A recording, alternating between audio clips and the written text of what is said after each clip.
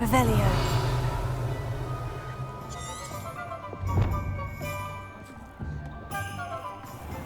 Good for Mr. Weeks. Mr. Weeks and I do make a good team.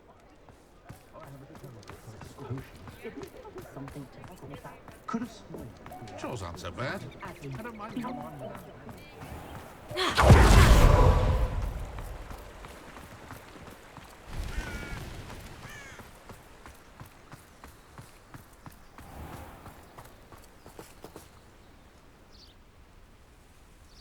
Are you ready to put an end to Harlow?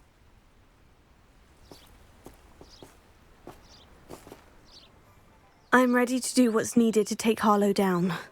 I know you have a plan. We must gather information from the friends of Mr. Bickle that Archie and Mrs. Bickle mentioned. Agabus Filbert, Otto Dibble, and Mr. and Mrs. Rabe. All right. I suggest that you speak with each of them while I head to the Hog's Head. I saw some Ashwinders heading there.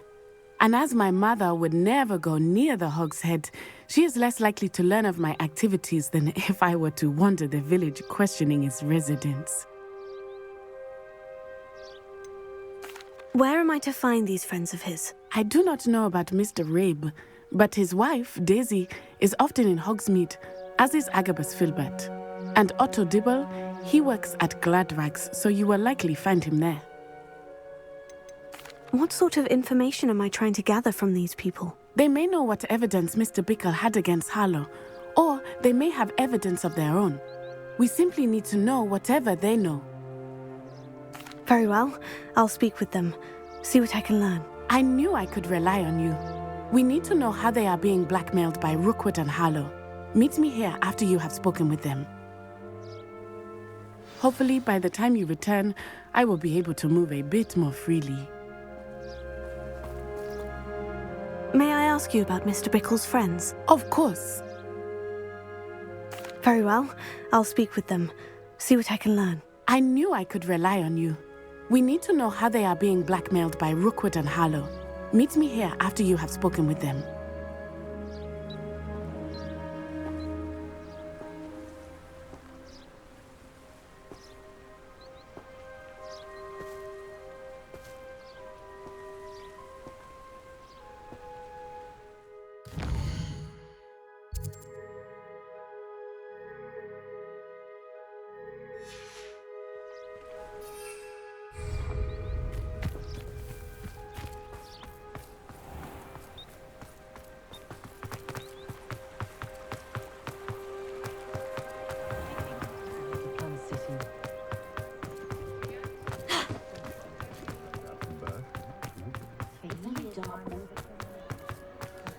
Is the knee reversal hex really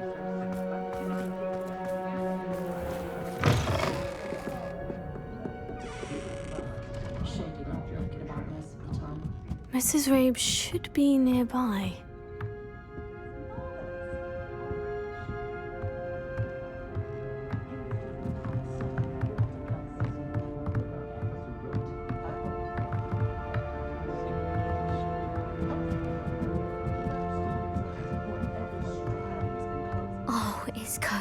What have I done?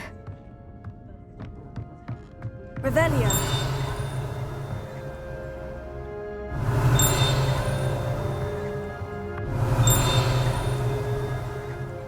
Oh, Isco, what have I done?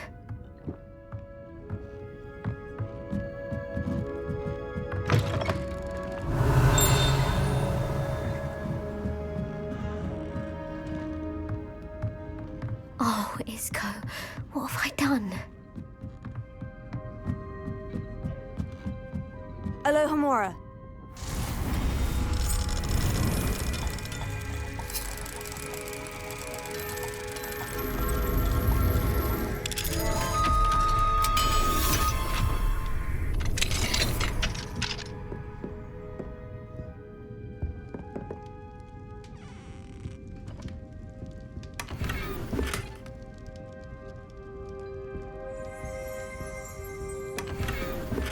Revelio.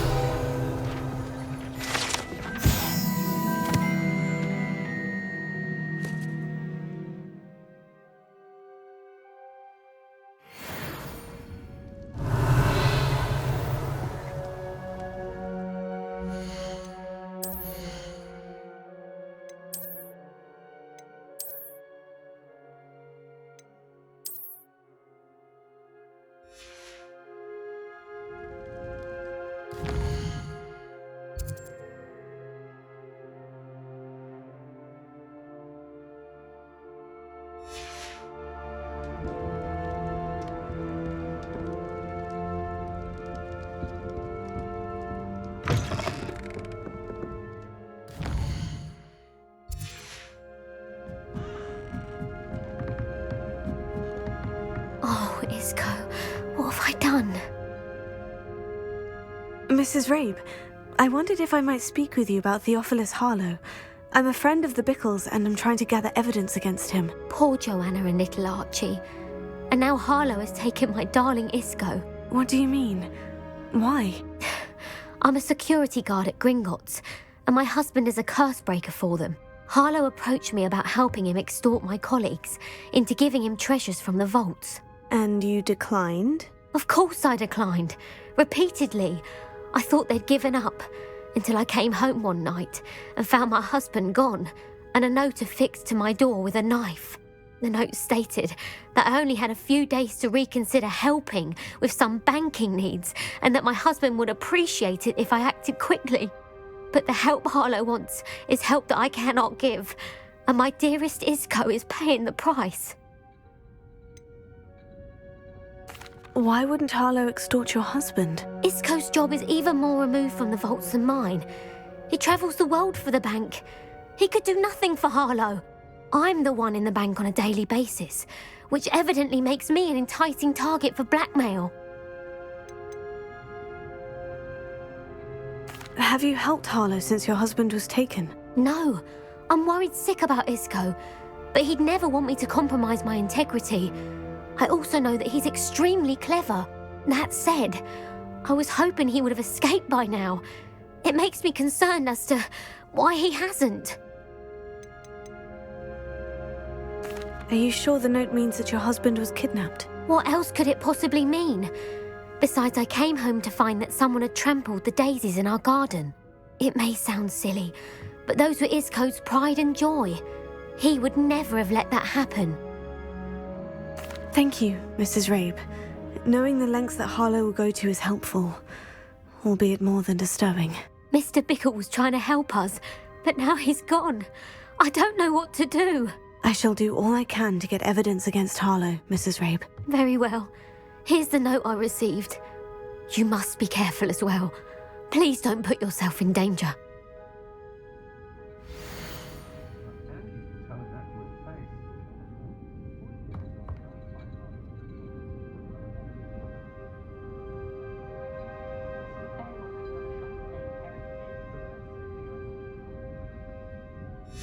Some evidence worth hanging on to.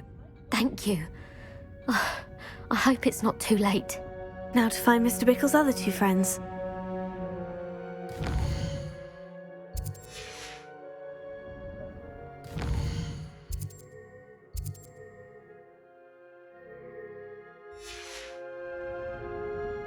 Mrs. Rabe, I have a few more questions if you don't mind. I shall tell you what I can.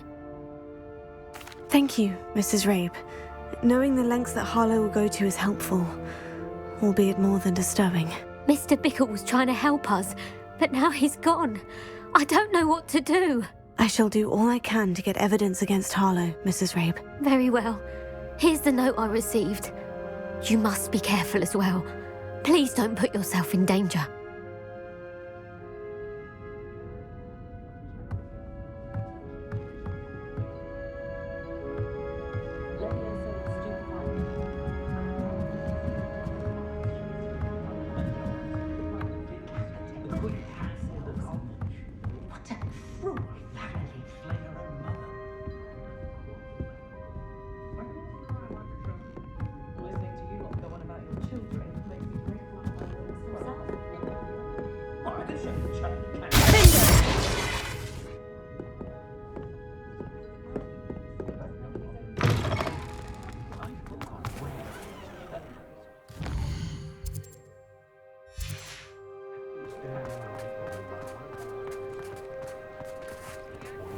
Revelio.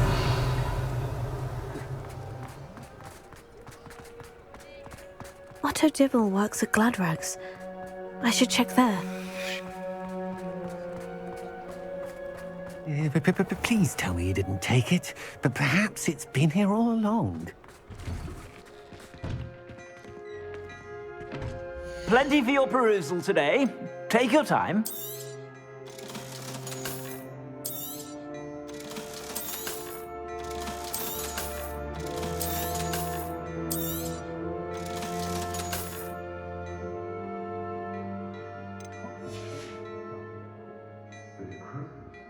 Plenty for your perusal today. Take your time.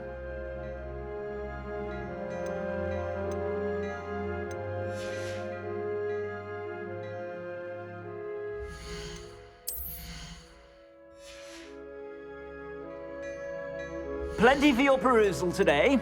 Take your time.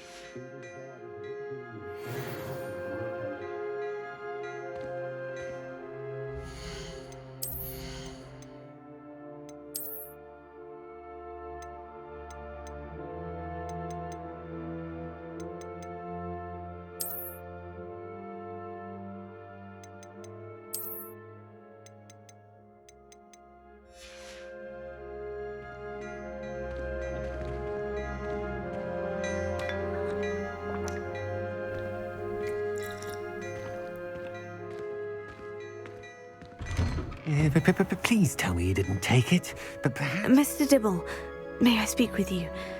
It's about Theophilus Harlow. I've nothing to say about him. May I interest you in a stunning cravat today? Please, sir, I would like to help.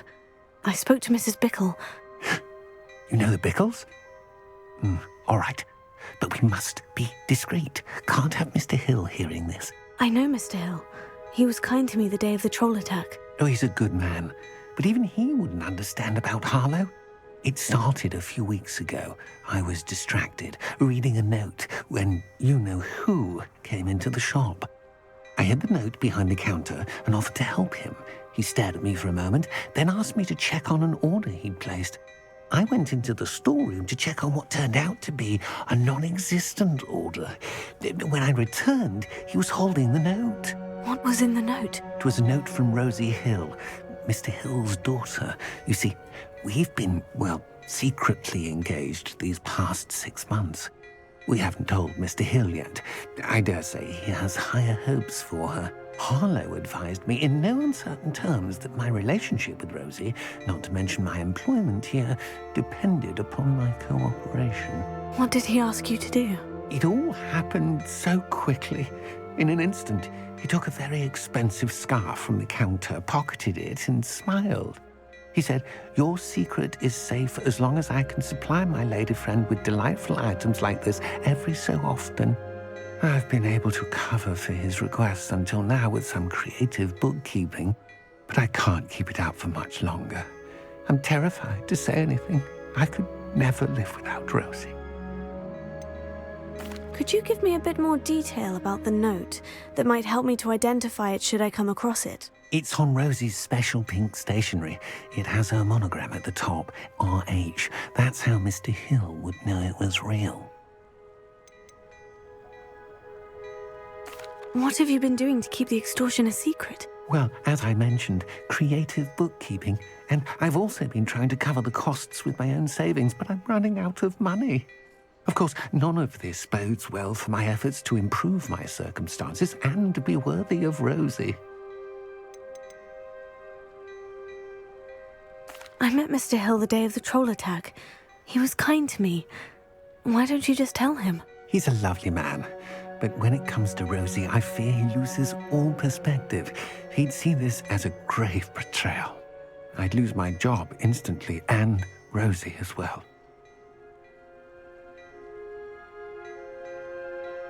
Thank you for telling me.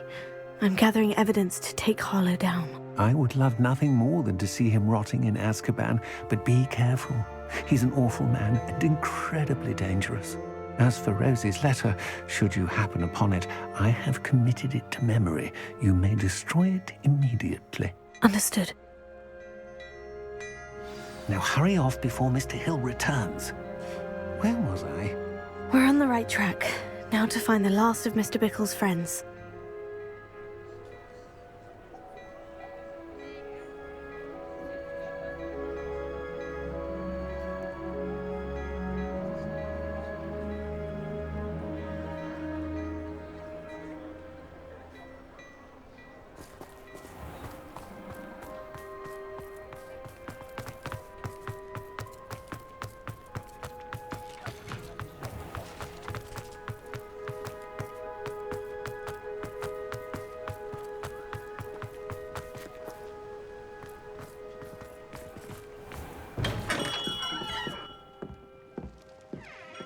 What can I do for you today?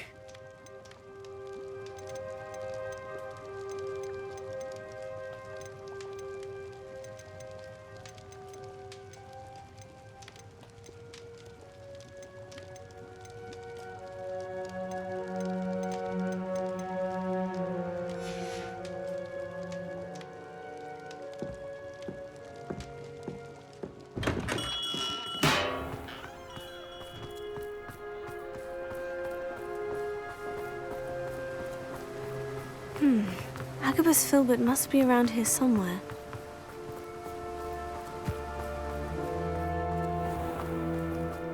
Let me guess. You're after something fresh.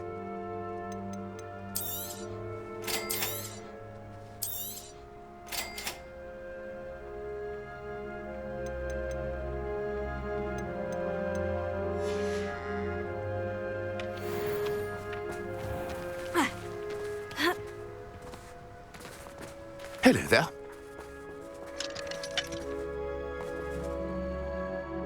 Excuse me, Mr. Filbert. I wondered if I might speak with you about your dealings with Theophilus Harlow. I hope to ease Mrs. Bickle's mind by gathering evidence against him. Oh, tragic what happened to Bickle. He wanted me to speak out against Harlow for an act of violence committed against me. But I feared Harlow's retaliation, and so I refused.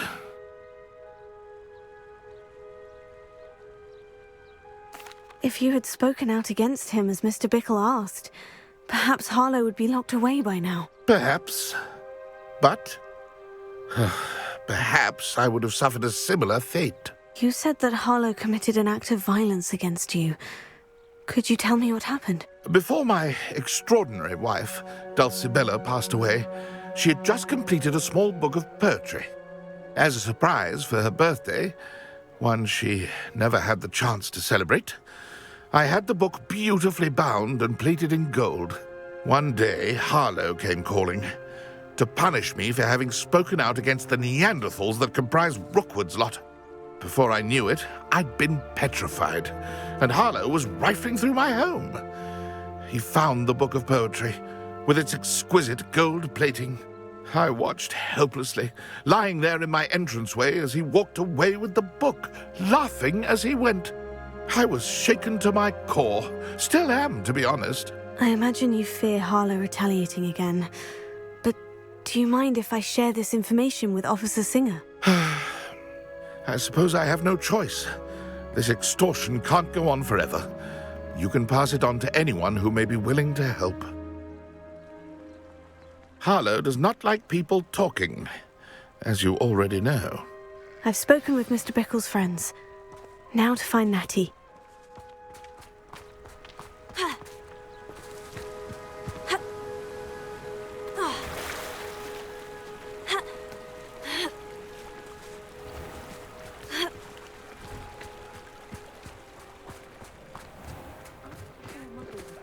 Revelio. Only a hairy-hearted sod would harm anyone. Just because you know who.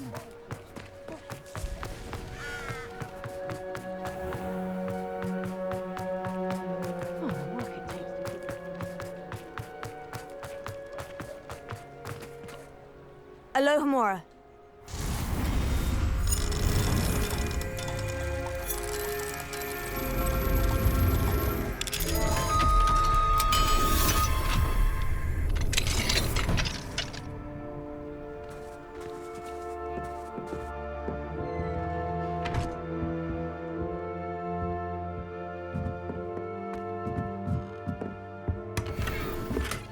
Revelio.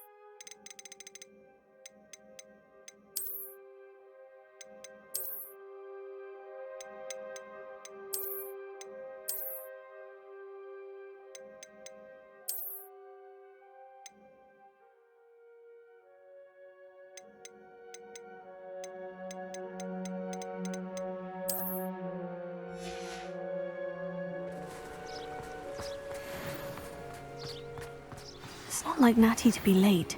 She said she was going to the Hog's Head. Perhaps I'll find her there.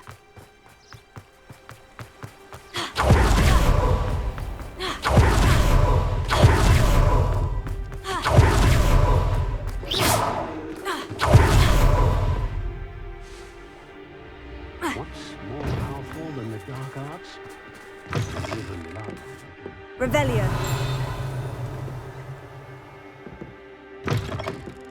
One never knows when to find.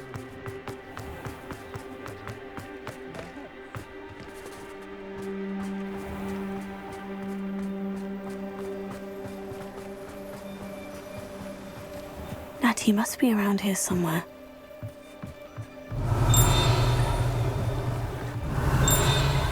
Natty's wand. She can cast without it. She wanted me to find this. She's in trouble. Revelio will show me where she was taken. Revelio.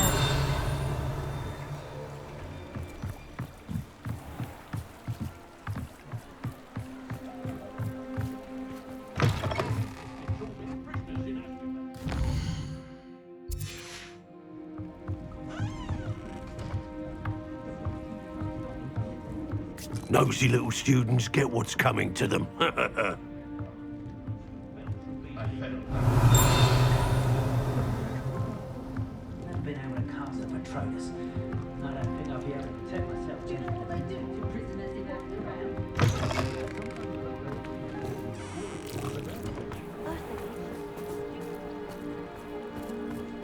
Natty must have been taken this way. I need to find her quickly.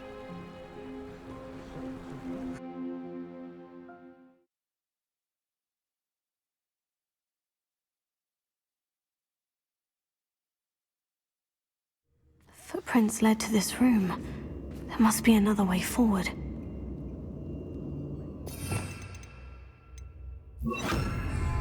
Here. Revelio. Accio.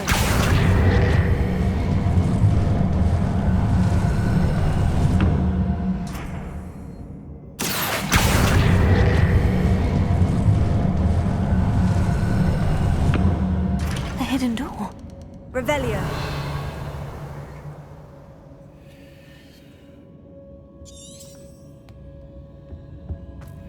Natty must have been taken this way. I need to find her quickly.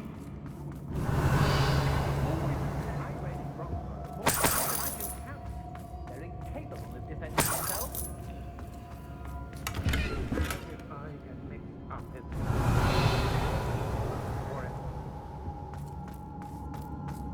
I'd better be sure I'm not seen. Not gonna work. Revelio. Using that girl as bait. Someone's coming for her. We ought to just kill her. Harlow says her friend has been reckless enough. He wants them alive.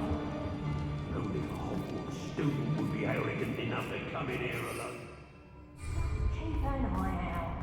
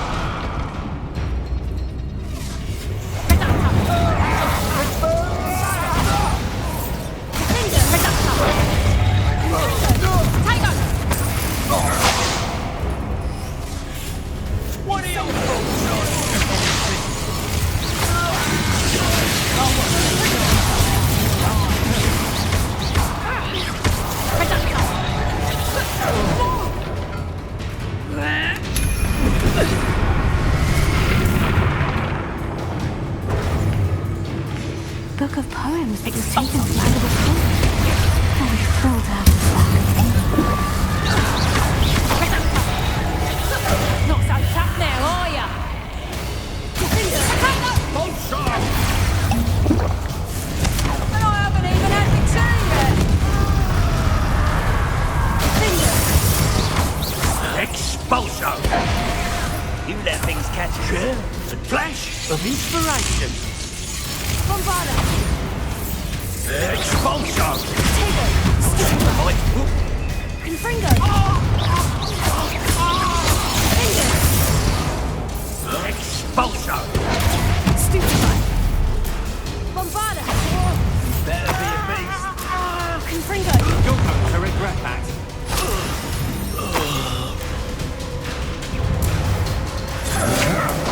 I'm just warming up. Inductive, aren't we? Had enough? Confringo. Incendio! Expulso! Might want to look.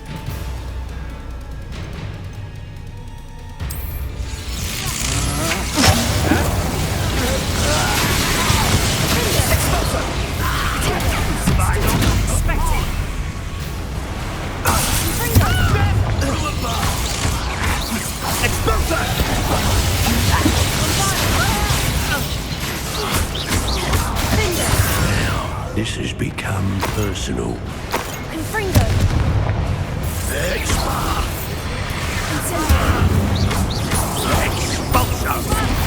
This is not going well for you. What are your thoughts on expulso?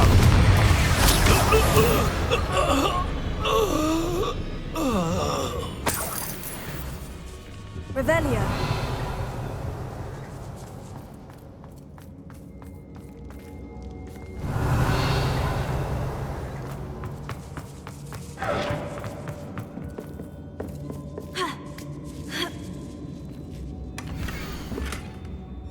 Otto Dibble's love letter from Rosie. He wanted me to destroy this if I found it.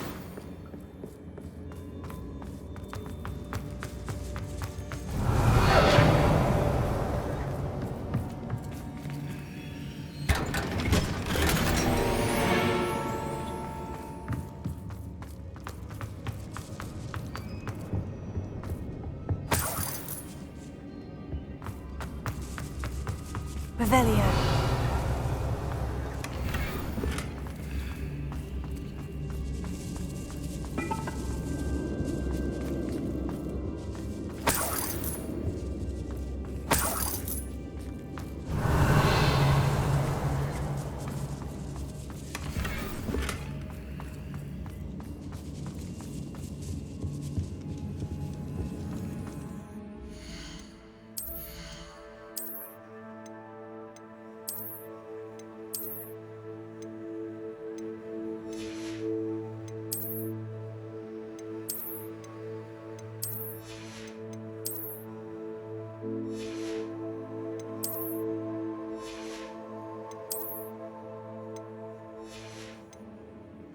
Revelio.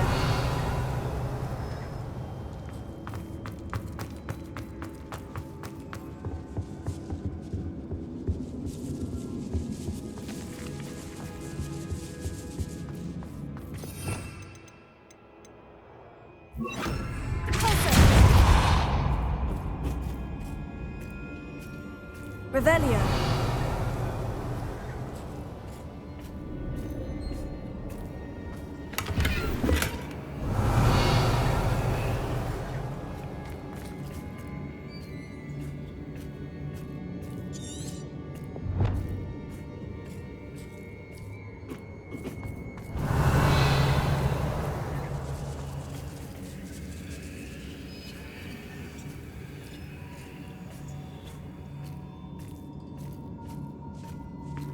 Revelio.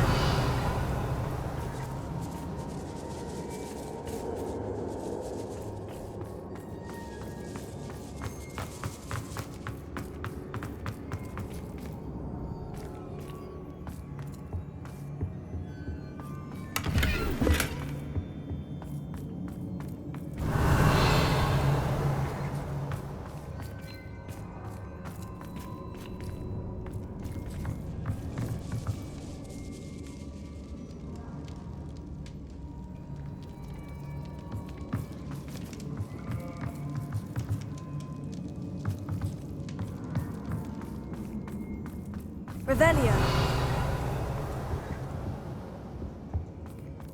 Natty must be here somewhere.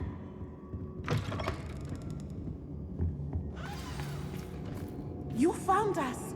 I knew you would realize I had left my wand for you.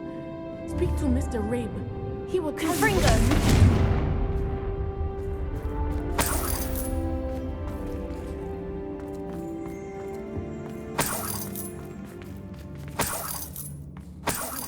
Revelio.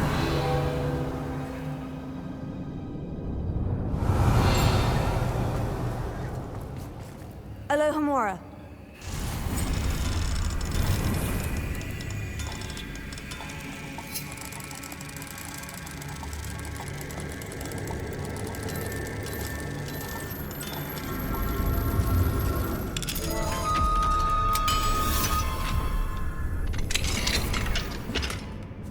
Revelio.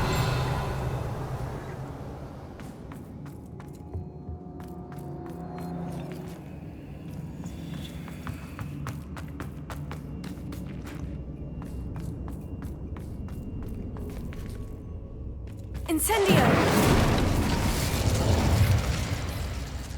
Mr. Rabe? Daisy told me you'd been abducted. You spoke with my wife. How is she? Worried about you. Are you all right? I am all right. Thank you for coming. These locks are cursed, and there's an anti-apparition jinx on the cells. Even Natty's skill with wandless magic cannot free us. I need you to find my wand. Mr. Rabe, I found your wand. Well done. I knew it was nearby. Now, you best stand back. One never knows how a curse will react to being broken.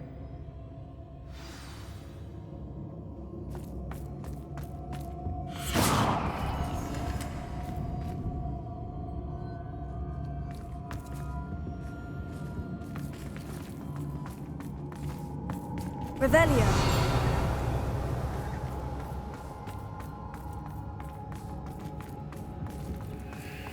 Thank you, Mr. Isco. My pleasure. And thank you, my friend. We owe our lives to your bravery. I may be too weak to disapparate with you both, but I can try. You go ahead. Find Officer Singer. We will get out of here on our own. Very well. But be careful. Thank you, my young friends. Be prepared for a fight. These Ashwinders must pay.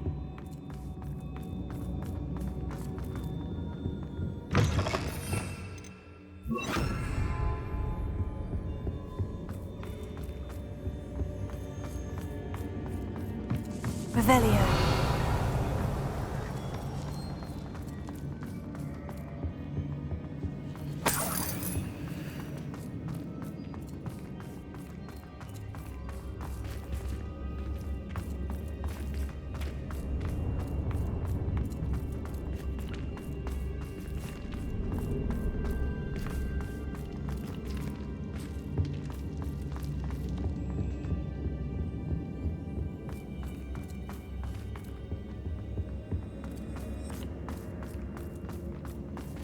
Let's find Officer Singer and put an end to Harlow once and for all.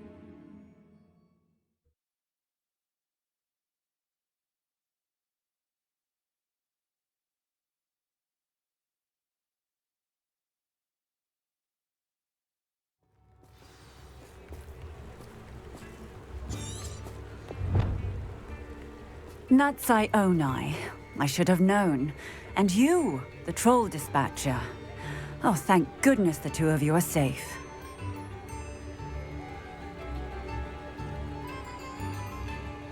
Isco Rabe told me a couple of students had rescued him. Should have known it was you two. Is Mr. Rabe all right? He is. I sent him home to his wife. Miss Onai, your mother will not be pleased to learn that you're still risking your safety pursuing these dangerous men. Actually, Officer Singer, Natty and I learned of several Hogsmeade residents who've had their lives threatened by the Ashwinders. In addition to abducting Mr. Rabe to blackmail his wife and Natty, Rookwood and Harlow have also extorted Agabus Filbert and Otto Dibble. I will look into all of that. As for the two of you, I appreciate what you're trying to do, but you are taking great risk. Next time, please let the authorities handle the Ashwinders.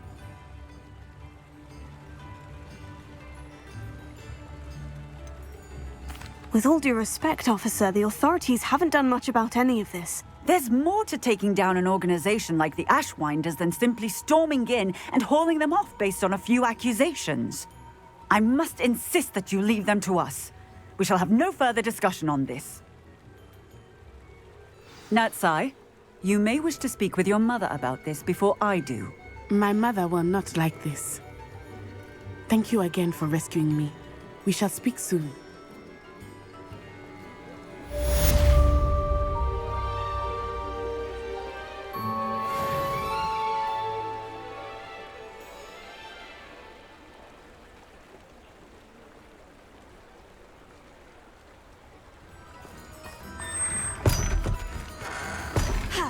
Mine now, demiguise.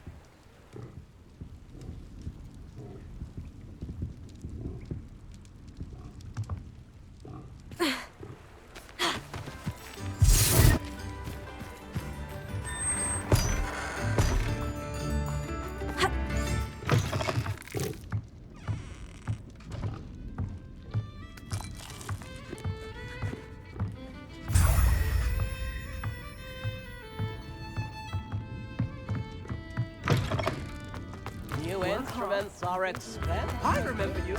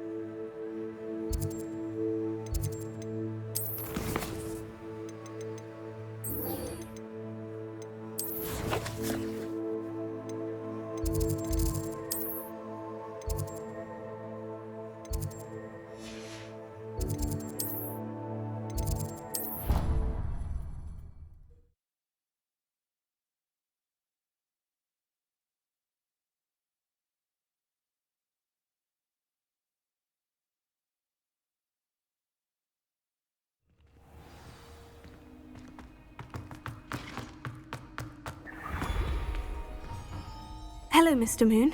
Oh, greetings. Any luck removing some more of those demiguise statues? I actually have some moons for you. We're getting close, but you must bring me more before I can teach you how to improve casting a la Homora. I'll keep an eye out for more demiguise statues and see if I can bring you more moons. I commend you for your courage and valor, especially since they can only be collected at night.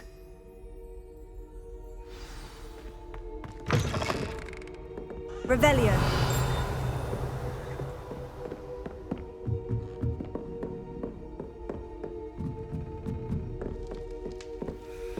Alohomora.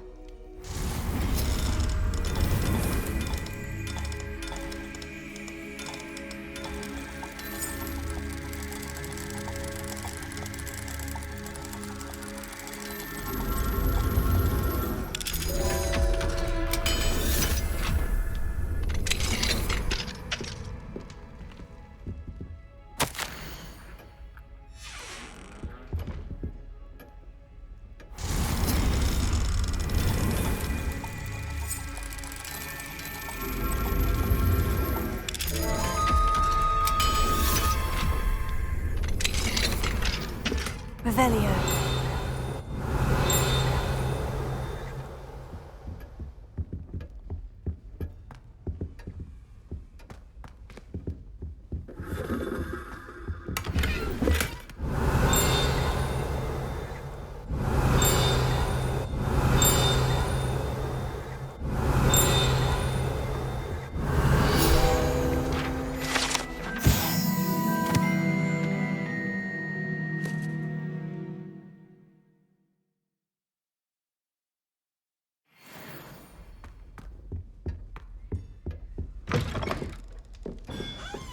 Revelio.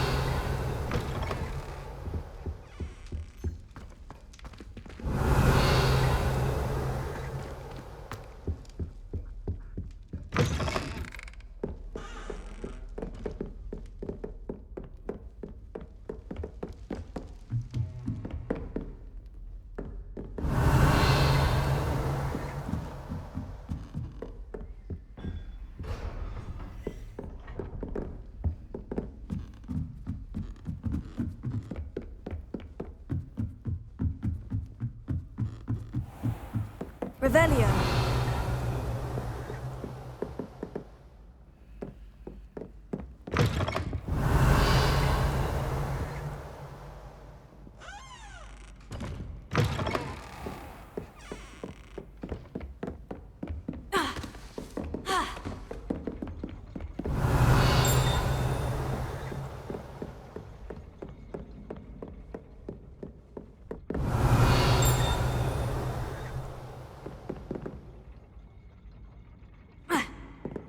Revelio.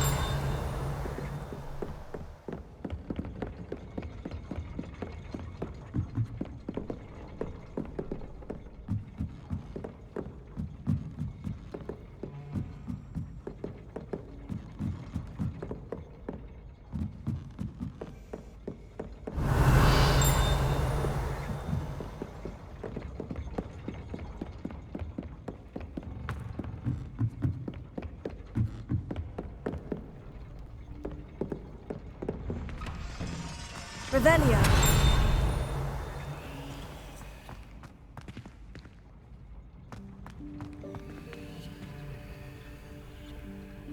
Confringo.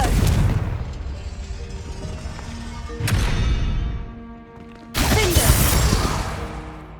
Bombarda. Confringo. Incendio. Revelio. Confringo.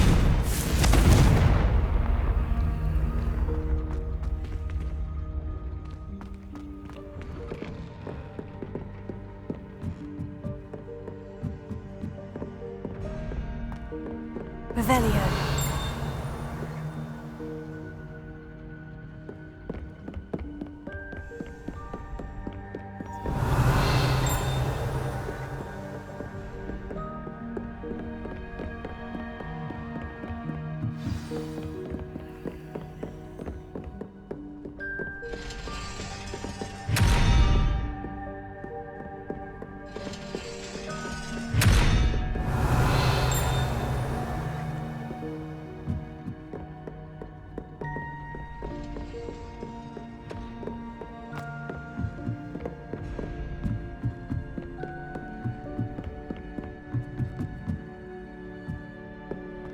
Revelio.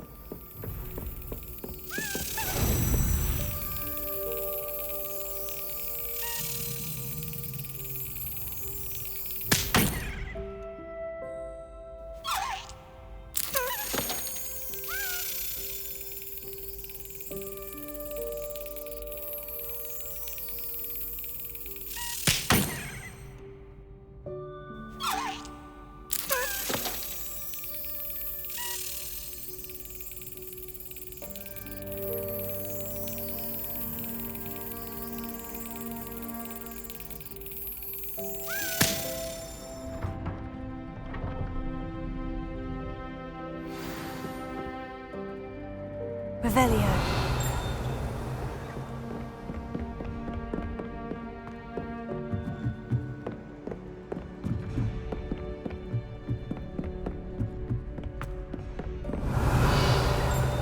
Confringo.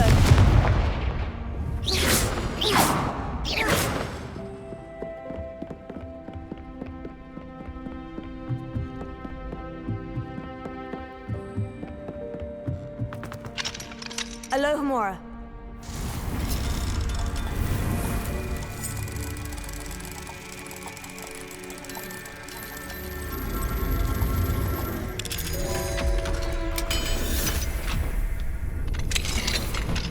Revelio.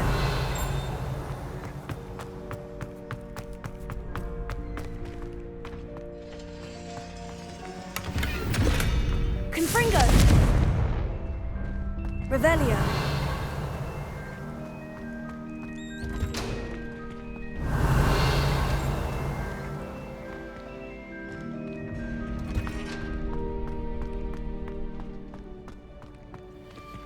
Alohomora.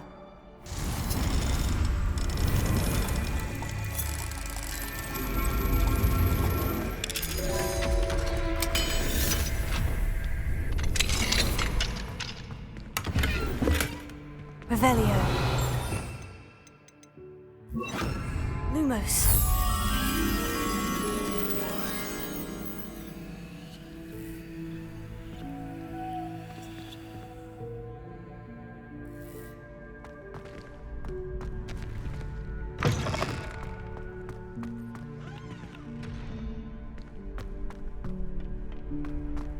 Revelio.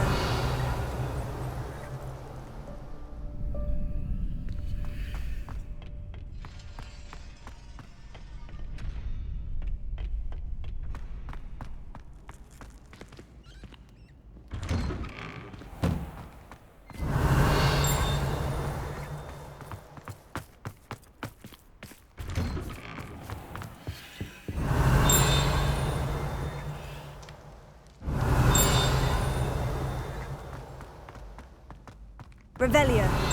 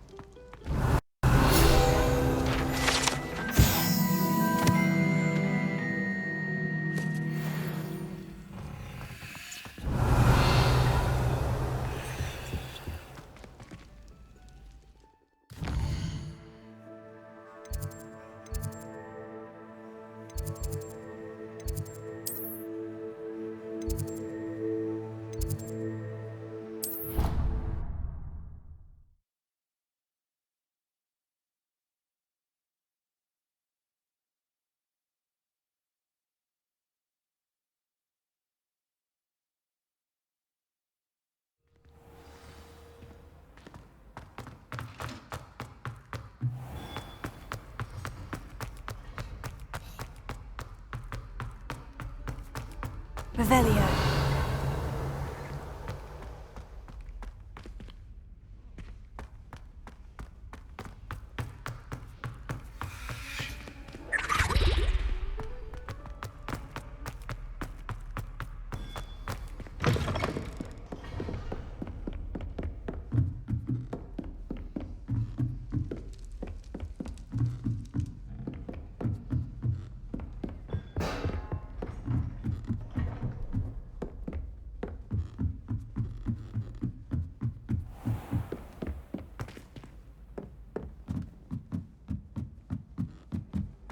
Revelio. Another adventure, are we?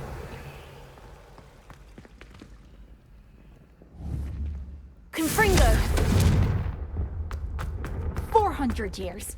400 years I've been hearing this, and I've truly had enough. Revelio. I simply cannot be with you any longer.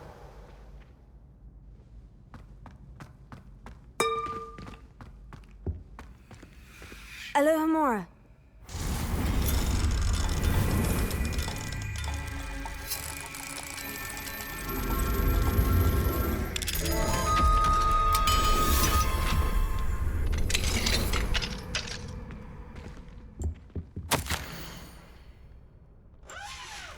Revelio.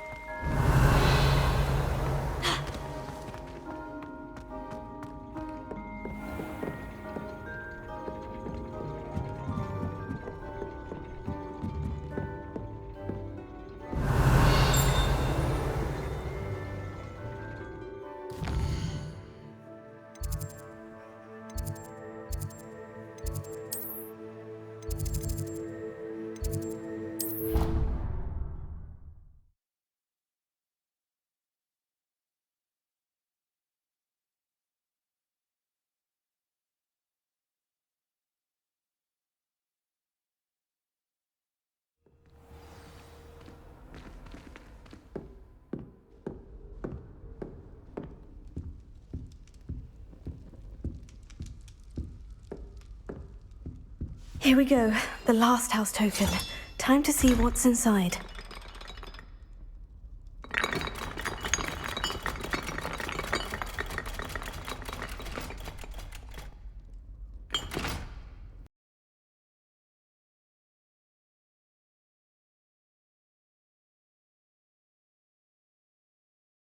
Next goes to the former headmistress, Eupraxia Mole.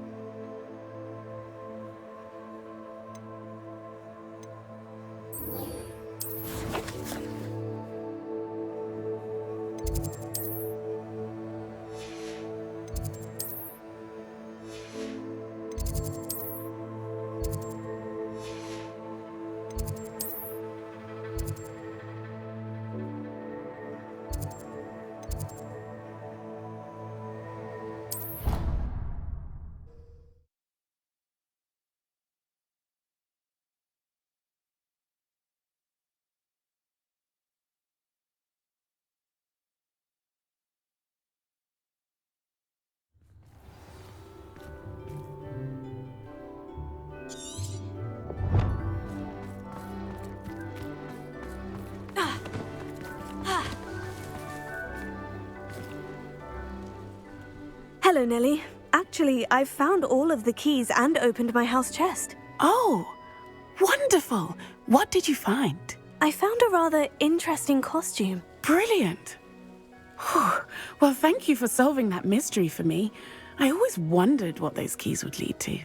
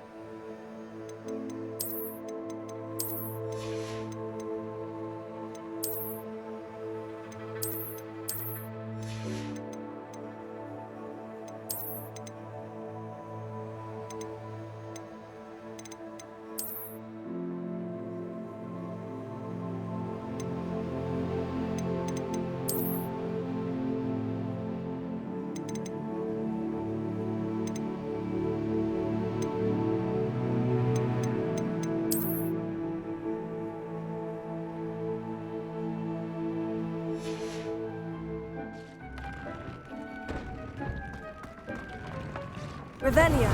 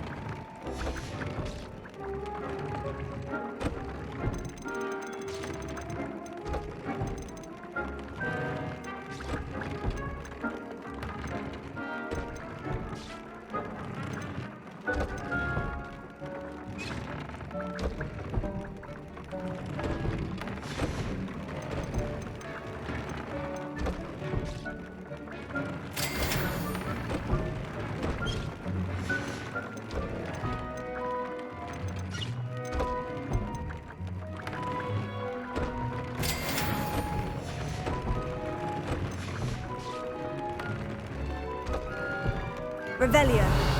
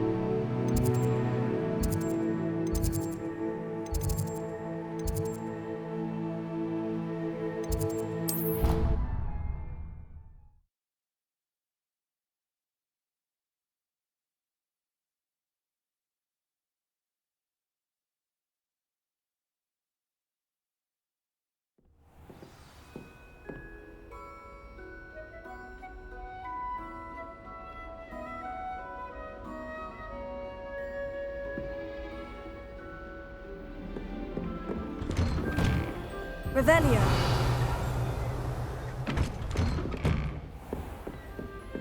Handy resource indeed, your field guide. I'm supposed to please be included.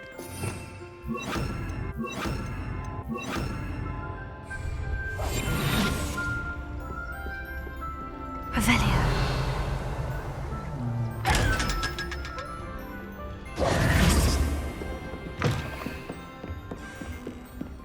Revelio.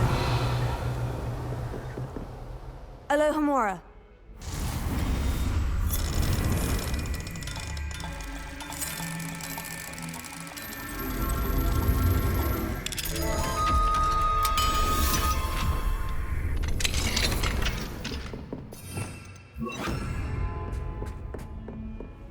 Revelio.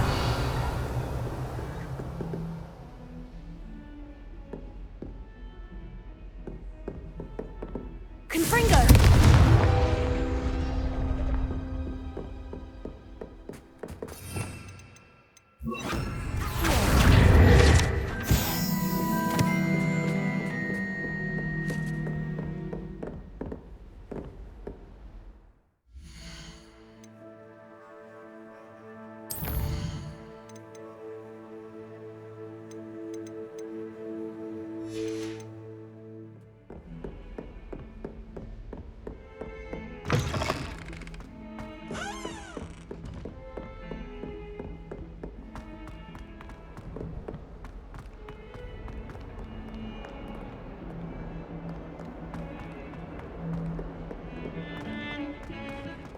Now what am I supposed to do?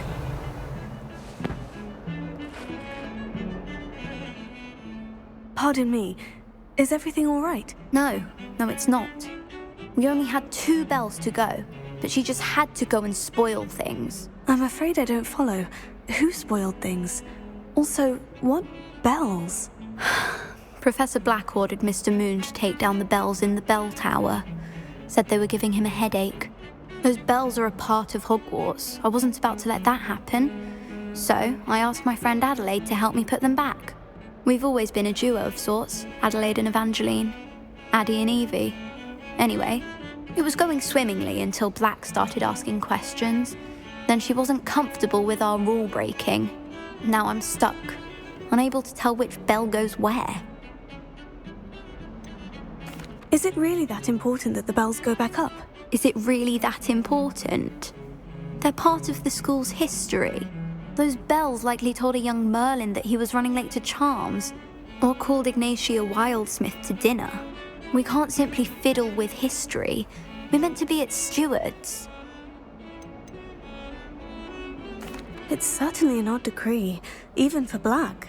Taking down the bells for a headache. I agree. I thought it might also have been that they interrupted his hourly naps. That's all he does in his office, you know. But then I heard... Can you keep a secret? I can. I heard from Alice, who heard from Ollie, who heard from Eugenia, that it's because the bells reminded him of his wedding day.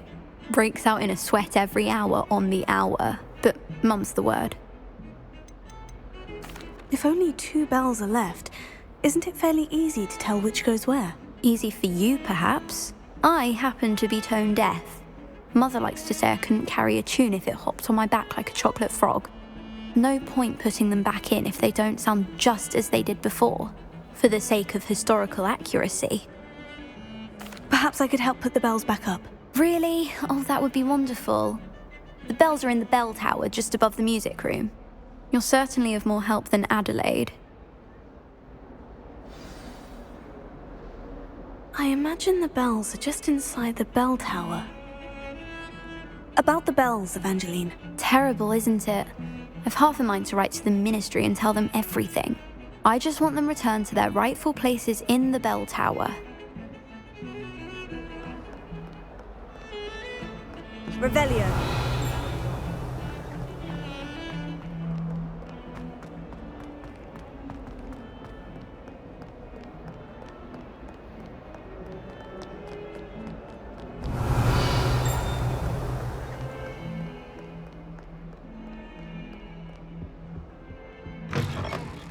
What is that portrait doing?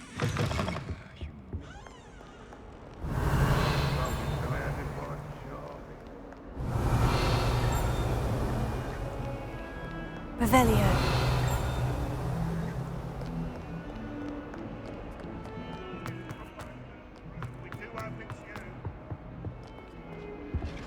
In trouble, are we? Been up to no good?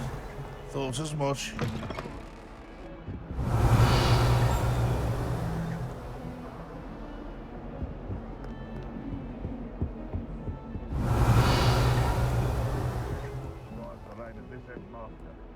I think we should have a moon calf in charge. Revelio.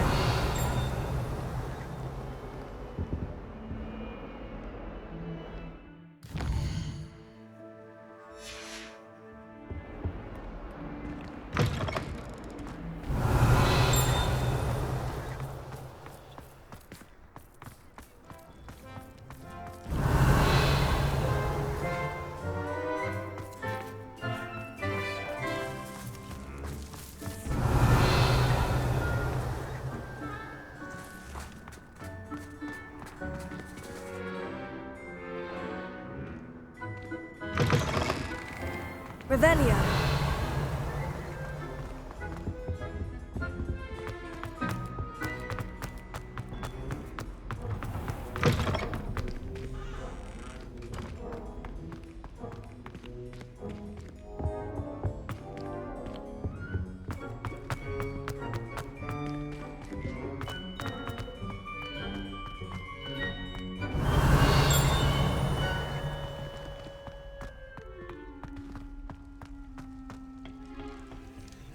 Alohomora.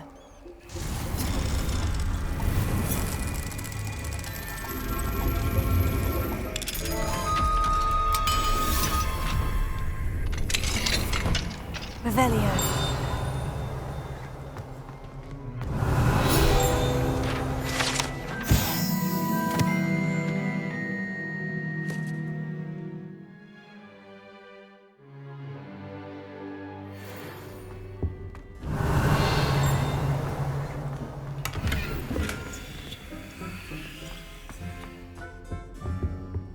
What do we have here?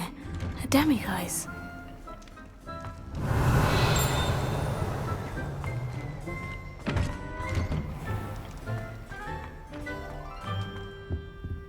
Alohomora.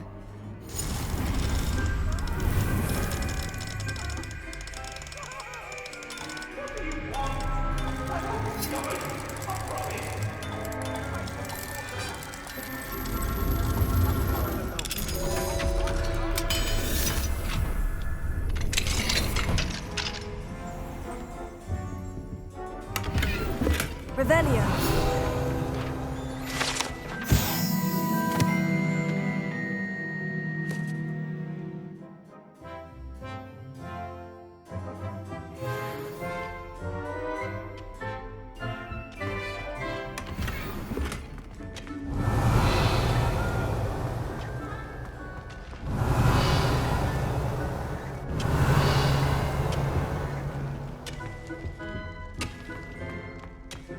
Revelio.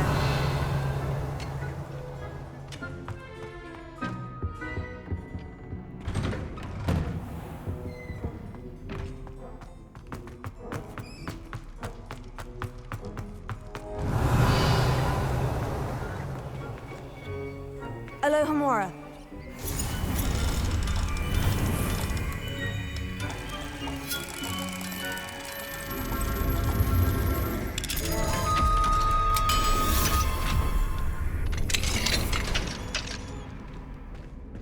Revelio.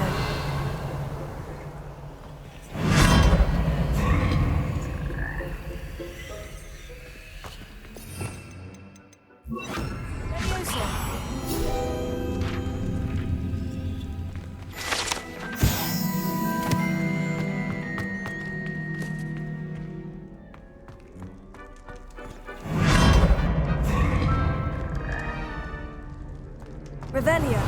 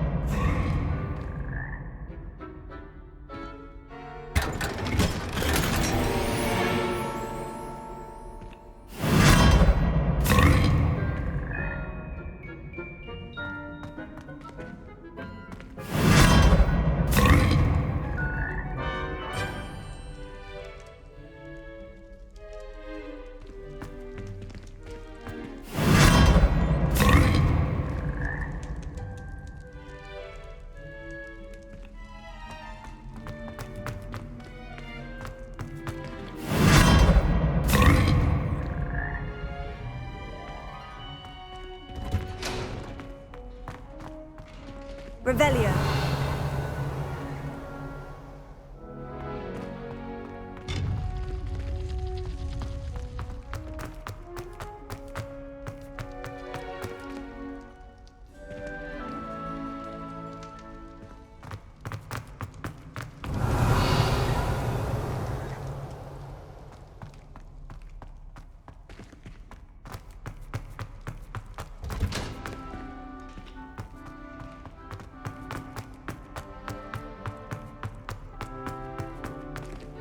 Revelio.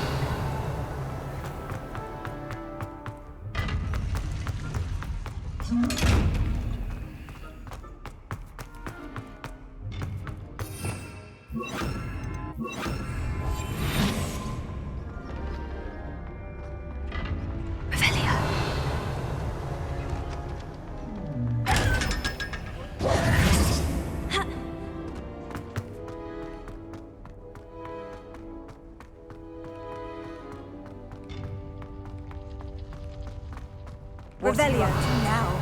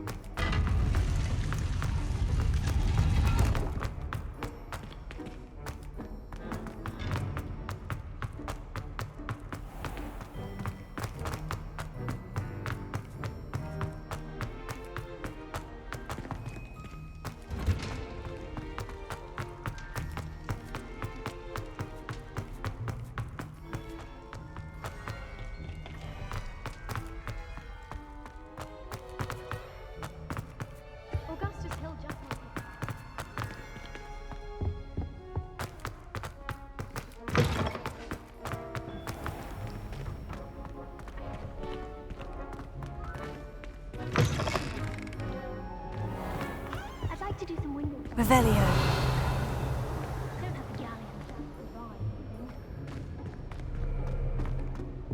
Beatrice Green from Dogweed and Deathcat.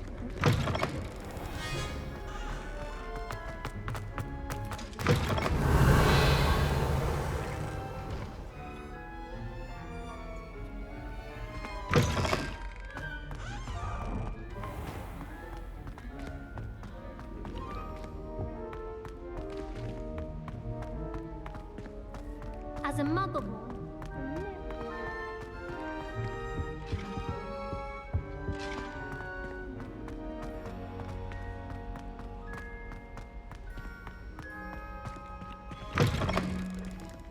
Revelio.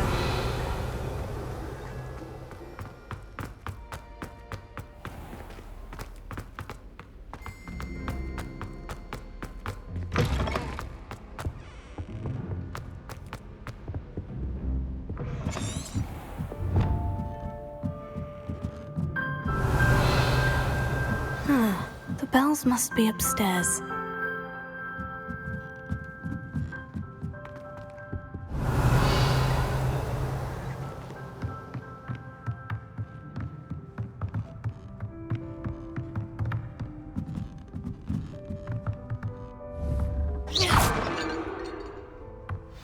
Found them.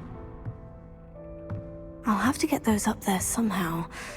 Wingardium Leviosa, perhaps. Revelio.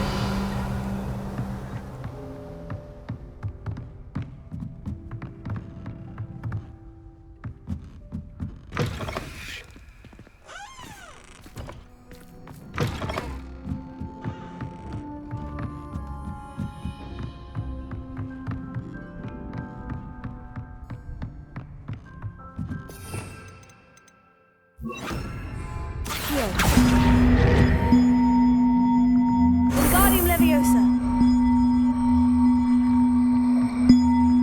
One up, one to go. Revelio.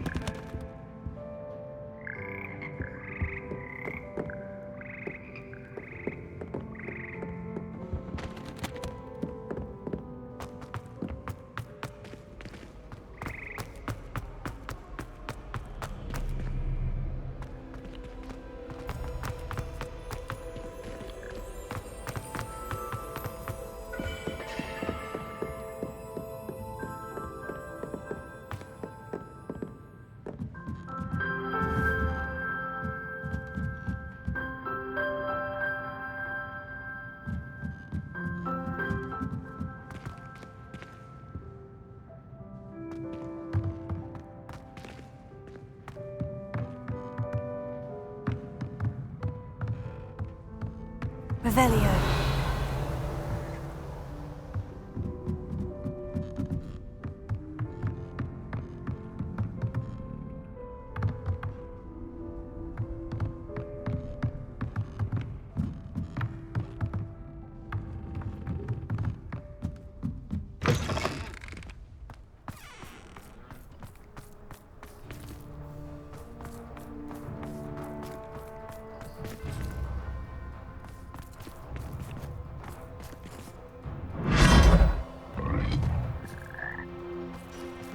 Revelio.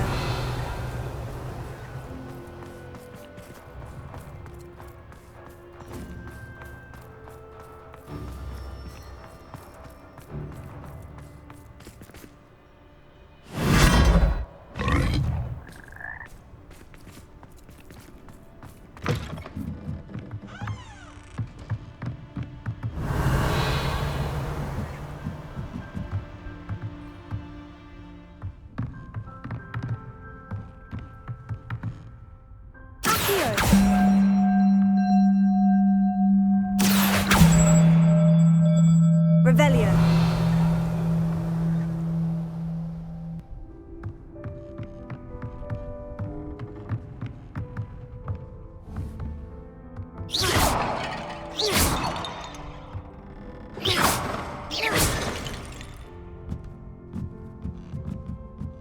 Revelio.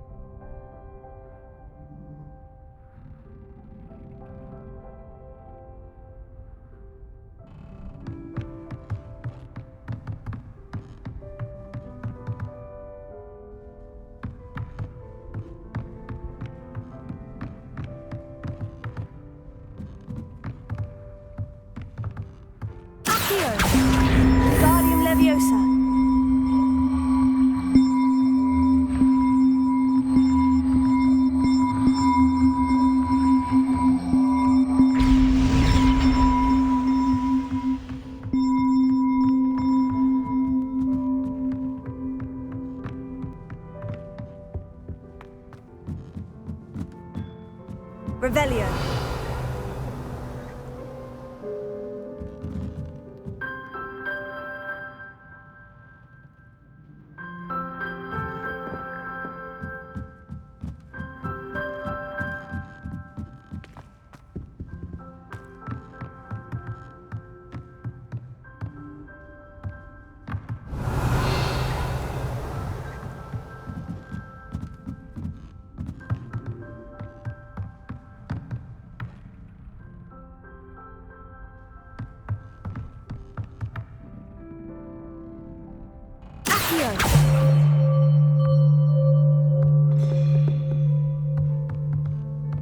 Revelio.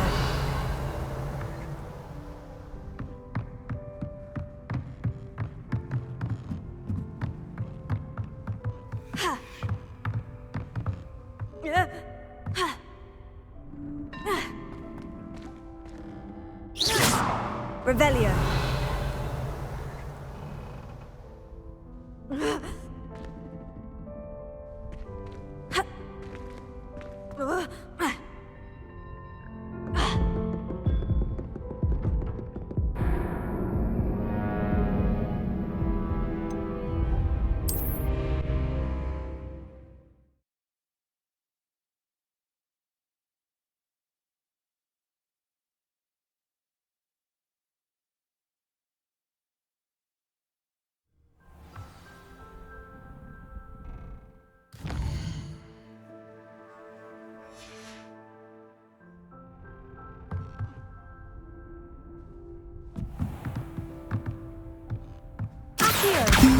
Wingardium Leviosa.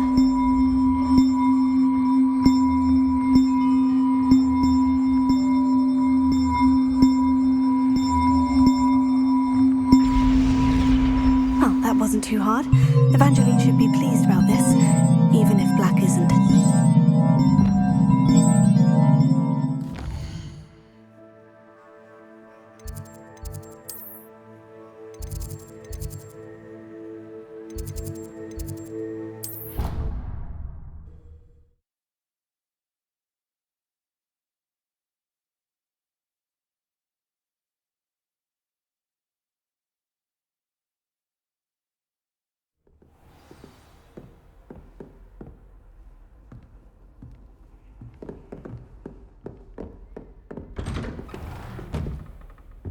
Revelio.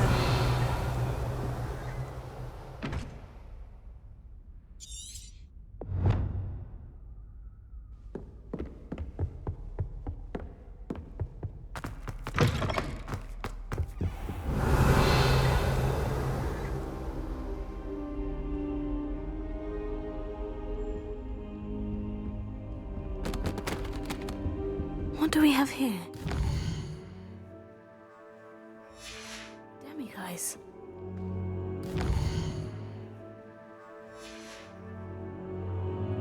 Mine now, demiguise.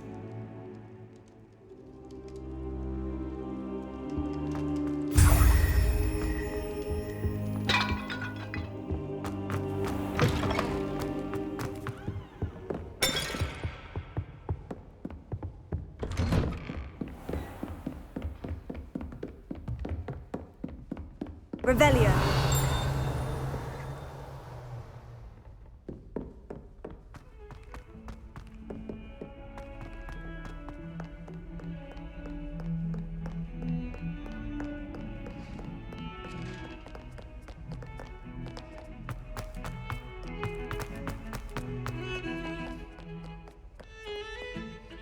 I thought I could count on my friend. The bells are back up, Evangeline.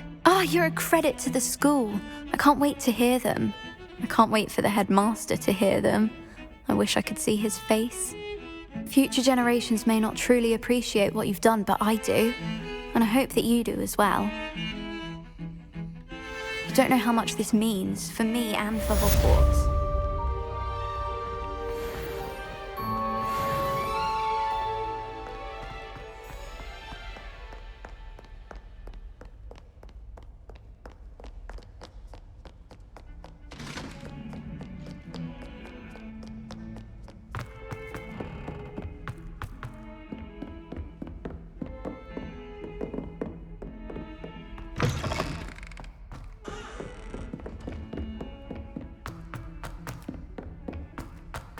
Revelio.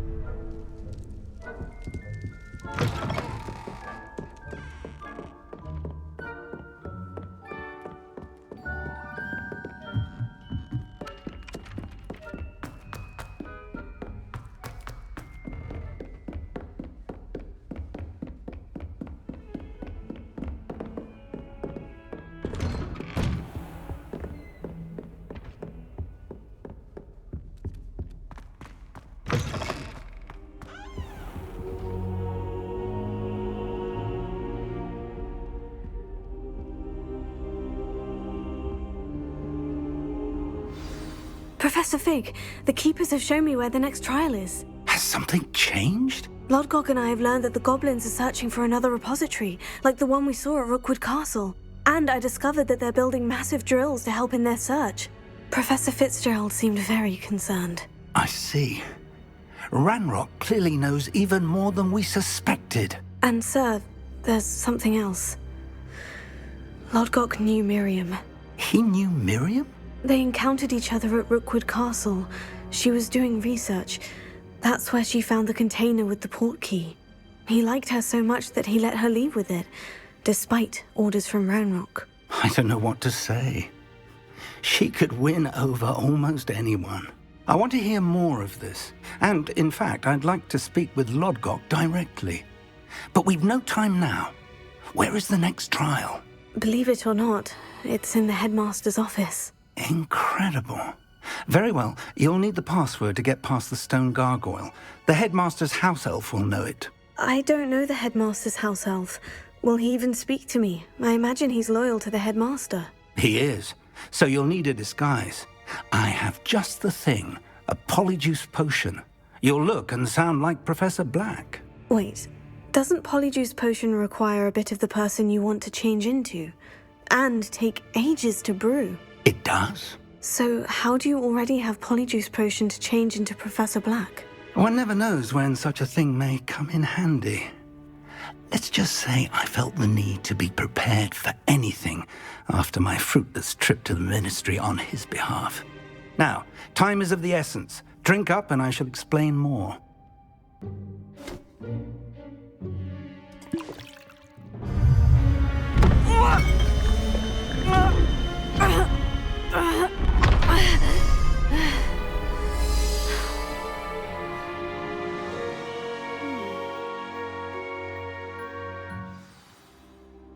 How do you feel?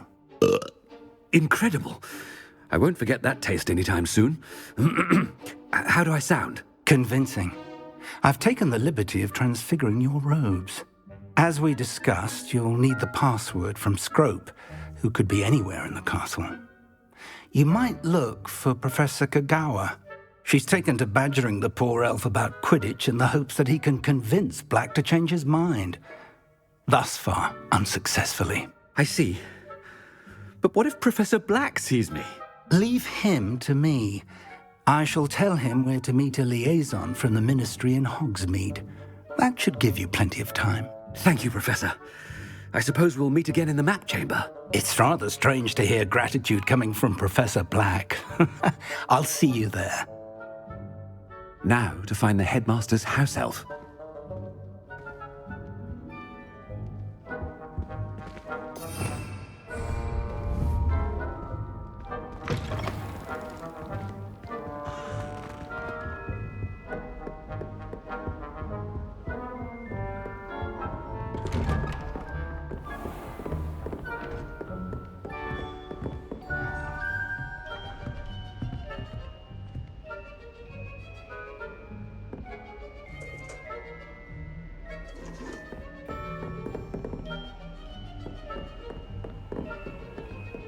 Do you have a moment, Professor? Professor, I was hoping to catch you. Places to be, Professor Sharp, places to be. Of course, sir. Only, you'd asked me about a particular potion, and I did? I did, yes.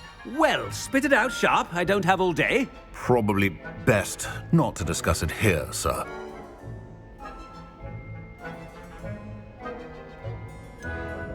Really? Why can't we talk about potions here? Seems fine to me. Very well. I've brewed the cure for boils you wanted. I can drop it by your office when it's convenient. Of course, yes. No need for all the cloak and dagger. Simply have a student deliver it. A student? Very well, sir, if you insist. I do. And thank you, Sharp. I just hope you've brewed enough for all my boils.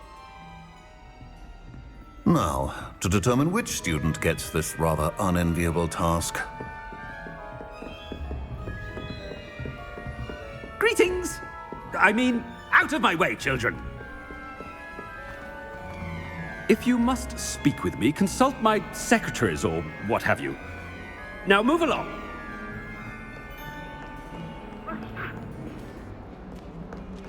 What could the headmaster want? Gareth! Mr. Weasley! What are you doing here? Don't you have, somewhere to be? Oh, Professor! Yes, of course. All sorts of places I'd rather be right now.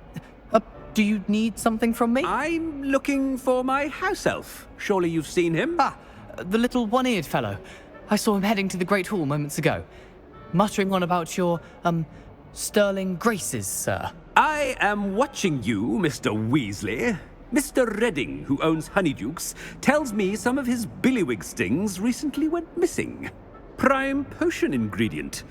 And I know you fancy yourself a skilled potioneer. What?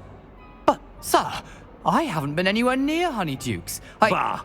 That's enough from you. Just know that I have eyes and ears everywhere. On your way, Mr. Weasley.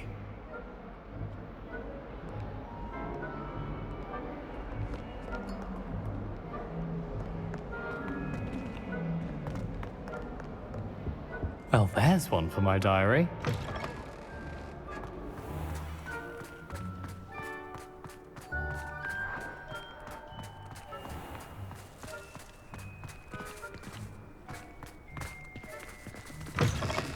When I witness what passes for magic in these halls, I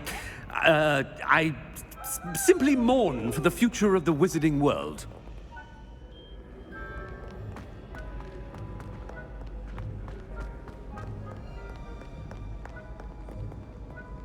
Professor Black, how are you, sir? Mr. Gaunt, where do you think you're going?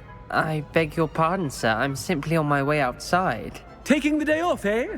Typical student, wasting the hours away. I have to write 20 inches on Dittany and its uses. Was heading to the greenhouse. Ah, yes! Mixed with bubo tuber pus makes a fine mustache paste. Yes, mustache paste. I find. Are you feeling all right, sir? You don't seem yourself. I assure you I am quite healthy, Gaunt. If I need a medical diagnosis, I shall head to St. Mungo's.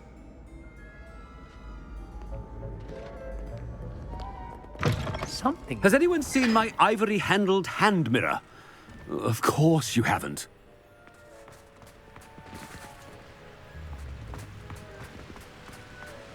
Professor, a word? Professor Black, again, it is not too late to reconsider your decision regarding Quidditch. We could still have trials and a somewhat shortened season. It would be better than none at all. But the injury, Madam Kogawa. Professor, more than one student has taken a bludger to the head on our pitch. I dare say it knocked some sense into them. And they're fine now. The fact that it happened to be a pureblood, well, that's no reason to... What nonsense! That you would trivialize the health of a student over a silly game. A silly game? You are quite impossible sometimes. Sir, I've a good mind to write to the Department of Magical Games and Sports at the Ministry about you. I should think you'd have better things to do with your time. Now, where's my elf? Good day, Professor. And I spotted Scrope in the Great Hall. Seems to be avoiding me. I wonder why. Good day, Madam Kagawa.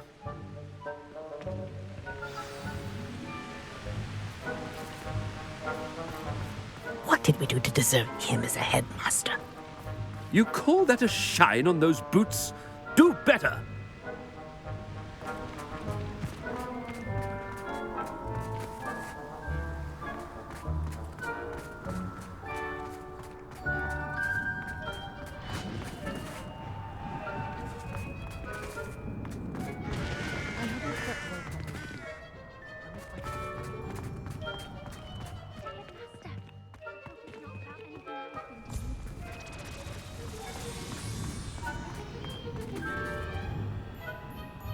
Miss Broom, a word. Oh, Professor, this is an interesting surprise. It's Bloom, by the way. Remind me of your area of affinity, Broom. OWLs are swift approaching. Charms, sir. Non-verbal spells.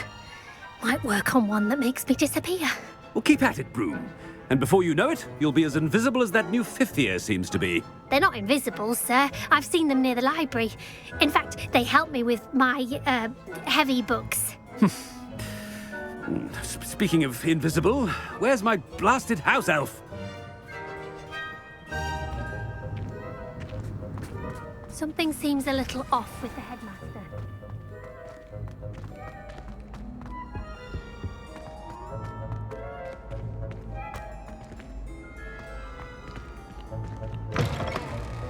Chewing with your mouth open? Where are your manners?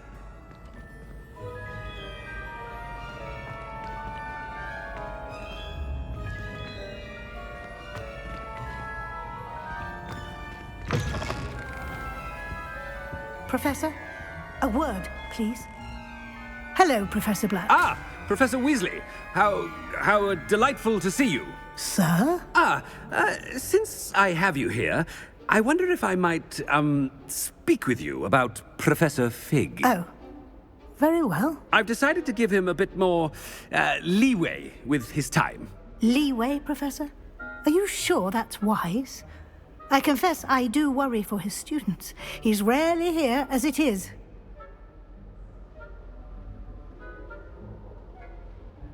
Ah, well, yes. He's handling some official ministry business for me. I see. But, sir, if I may, I am wary of how much time the new 5th year seems to be spending away from the castle, supposedly on Professor Fig's behalf. I've heard unsettling rumors of their escapades. Everything from sneaking into the Forbidden Forest to confronting Ranrock's loyalists and Rookwood's lot. What? Goodness. You cannot believe everything you hear, Professor. No, you cannot. I mean, I shall keep an eye on Fig. You simply keep doing the wonderful job that you're doing. Simply wonderful. Thank you. But I'm happy to look into... Good. That'll be all, Weasley. I mean, Professor Weasley. Good day.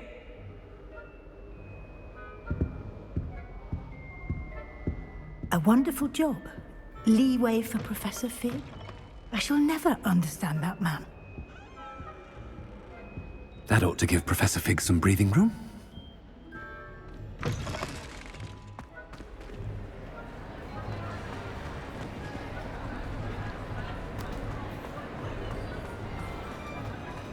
Wait until Master sees what a wonderful job Scrope is doing. Attention, students. I hereby decree that the Great Hall be forthwith decorated in the noble banners of Gryffindor.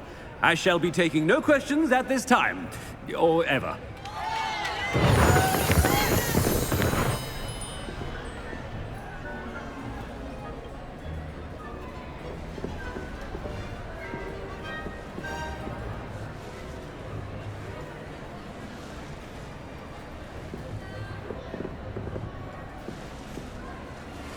Scrope! Oh, greetings, Master. Remind me of the password to my office. Oh, but Master made Scrope swear never to tell anyone, even Master himself. And now I'm telling you that you can tell me. Yes, sir. Of course, sir. Scrope begs forgiveness. It is the Black family motto, Master. Right. Of course. Master does remember it.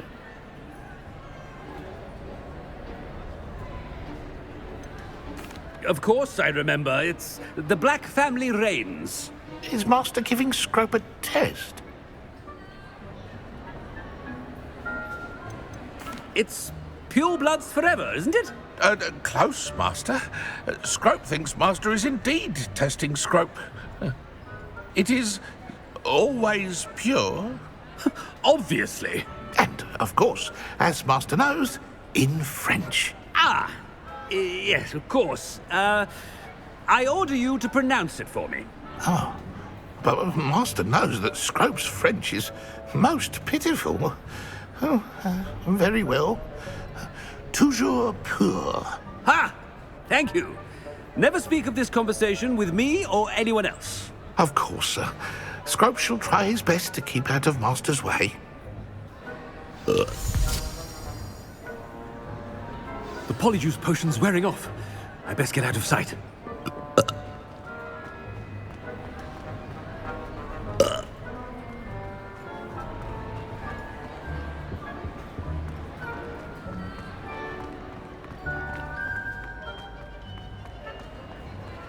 Made it just in time. It's wearing off. Fig was right. I can't believe it worked. Now, to speak the password to the gargoyle. Revelio.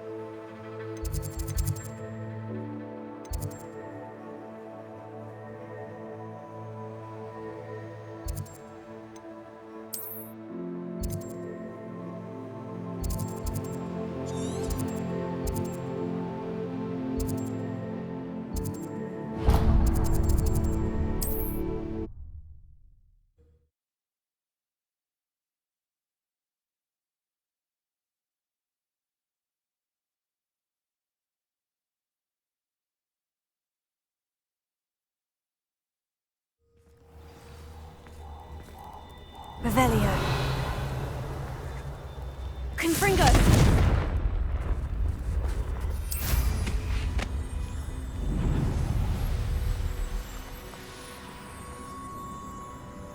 Let's see what's up your sleeve this time, Merlin.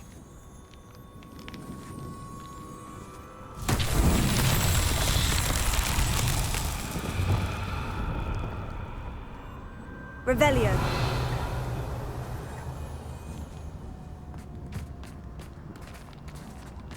Confringo.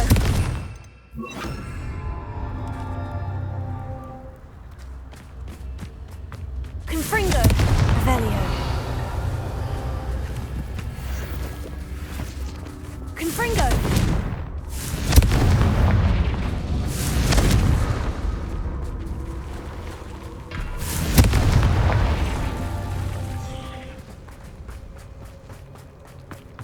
Revelio. Confringo.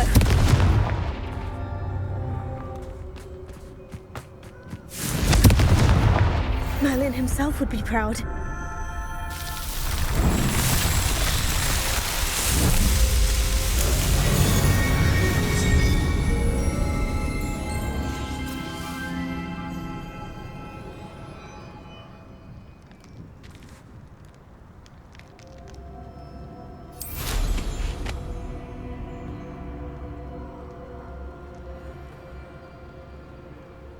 Revelio.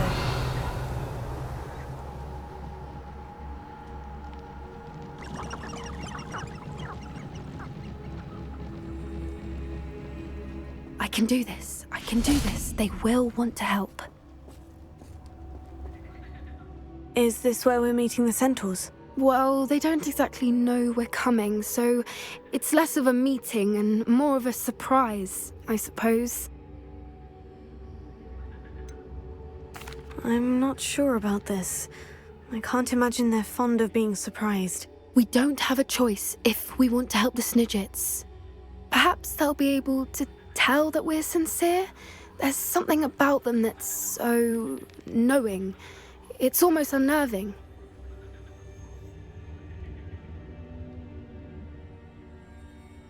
I suppose they are known for having an air of omniscience. That's exactly the right word. I just... never mind. What is it? It's nothing, truly. We've no secrets to hide. That's right. We'll simply be honest with them about what we're trying to do. They'll have to help us, won't they? Yes, of course. You're absolutely right. We'll meet with them, tell them about the Snidgets, and I'm sure to all be fine.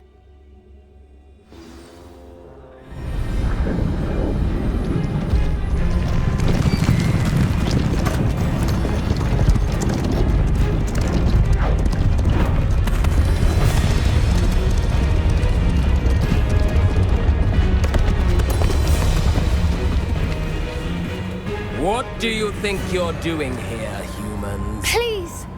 We were hoping to speak with you. Ah! I suppose you'd like a tale for your friends of the time you spoke to a centaur, and it spoke back. No, never! We're here because we need your help. Enough! You made a grave error in judgment in coming here, little witch.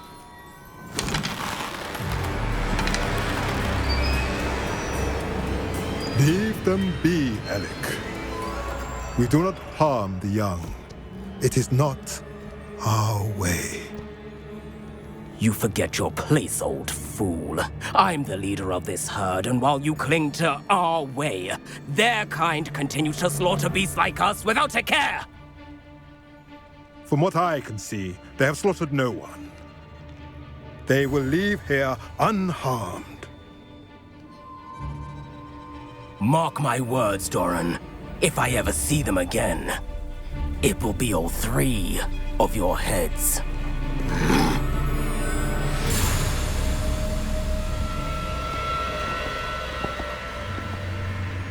Foolish children. Do you know what happens to wizards who wander here? Now, follow me before Golden Snidgets are still alive, and the poachers are after them. They know that the key to finding them lies in the moonlight, but they don't know what that means, yet. Please, help us find the Snidgets before the poachers do. Could it be?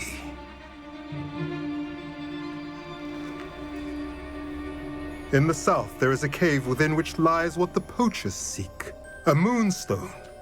Retrieve it and place it in the henge in the forest. I, on the other hand, must go speak with the herd. Find me after you have done this.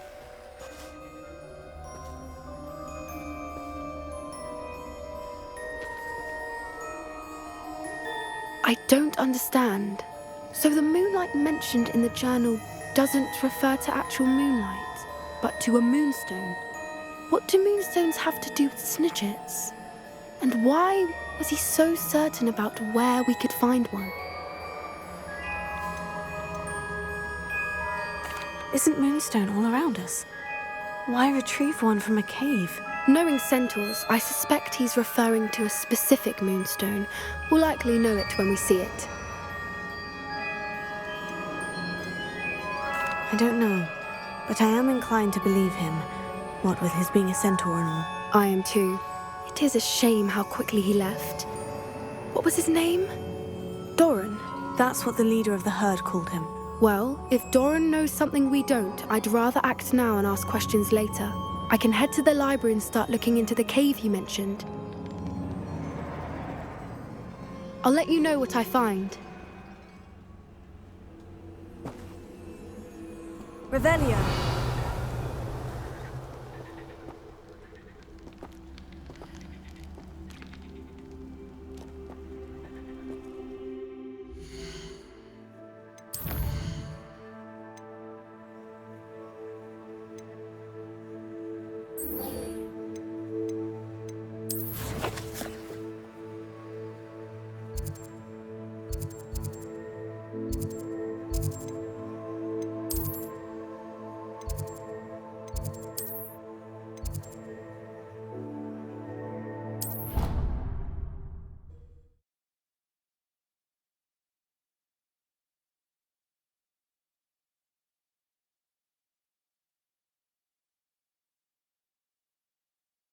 I've always said that travel broadens the mind.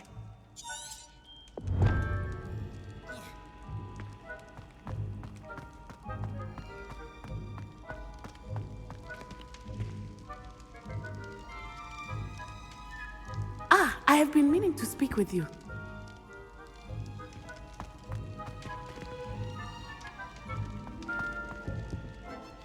I still can't believe we escaped the Ashwinders. You may not realize it, but you are the talk of the school since you saved me that day. I wonder how everyone knows about it. I told my mother in the hope that she would be more forgiving of what I have been up to if it came from me. She likely told other professors, and news travels quickly. Unfortunately, she might, in fact, have been even less forgiving than I'd hoped. If she knew more about what you've done, I suspect she'd be proud. If she knew any more about what I've done, she would never let me out of her sight again. I'm sorry. Has Officer Singer done anything with the evidence we provided? She has not. Harlow is as strong as ever. Someone needs to stop him, whether it is us or Officer Singer. If someone had stopped the monsters like him in Matabeleland, my father would be alive today. What exactly happened to your father? It was a beautiful day. My mother had gone to tend to a neighbor who was ill, and so my father and I were galloping in the savannah. Galloping? Your father was also an animagus, I take it? He could become the most majestic giraffe, and he would carry me on his back, my arms around his neck. We were on our way home when we surprised a group of bandits who had come from our village. One of them saw me just as he removed a scarf from his face. He shouted and then aimed his rifle. He didn't want you to identify him. Exactly. In an instant, my father bowed his neck to protect me and was hit. As he fell, my father changed back into his human form. When the bandits saw this, they turned and ran in fear. Magic terrified them, and then he was gone. And it was all my fault. Your fault? How so? He died protecting me. If I had been capable of protecting myself, he would still be alive today. My mother and I tried to go on without him, but it became too much for us there. A few years later, we left to come to Scotland. Do you think taking down the Ashwinders will avenge your father's death? No. Vengeance is not what drives me. My father would not want that. He and my mother raised me to believe that it is a privilege to be able to fight for those who cannot. I know there is risk involved, but I feel it is worth it. I am glad you seem to think so too. What does your mother think about all of this? Well, as you saw, she worries a great deal. She is an excellent seer, but I think it bothers her to this day that she did not see my father's death coming. She misses him, as do I. So I believe on some level she understands my need to seek justice in a small way. But that does not mean that she likes it.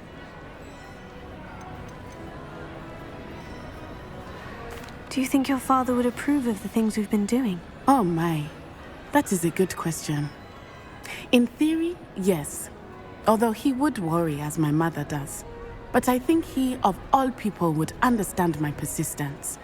My father never shied away from a fight for good, no matter how ruthless the foe. And I think he would have enjoyed knowing that I had a compatriot like you. I'm sorry, Natty. I can't imagine what you've been through. Your father sounds exceptional. He was. Truly extraordinary. And thank you for your kind words. We all have our burdens. My father had a saying about that. Yes, I remember. Rain does not fall on one roof alone. Exactly. Soon you and I will put an end to the Ashwinders, beginning with Harlow. And once he is gone, we will turn our attention to Rookwood. We are making progress, and we will succeed. Thank you again for saving me. You deserve all of the praise you have received. Revelio.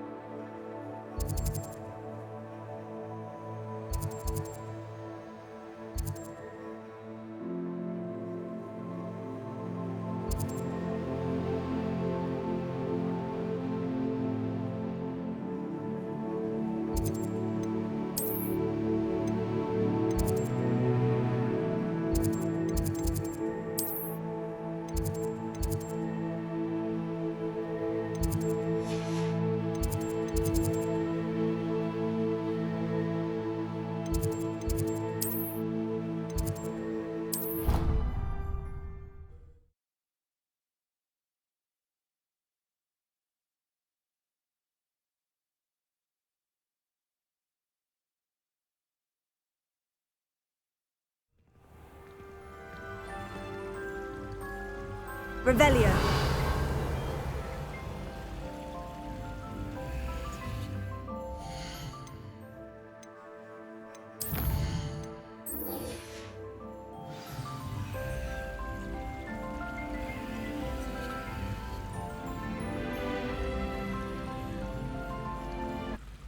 Revelio.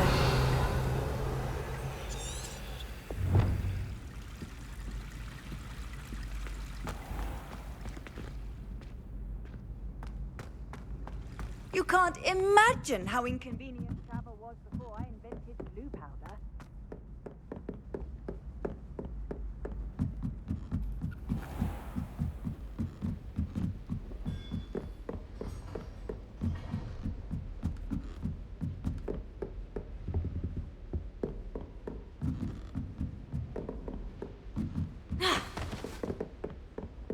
Revelio.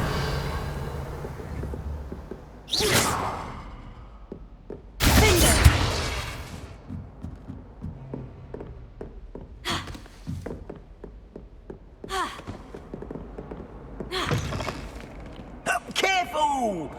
Things will soon go to pot if I'm put out of commission.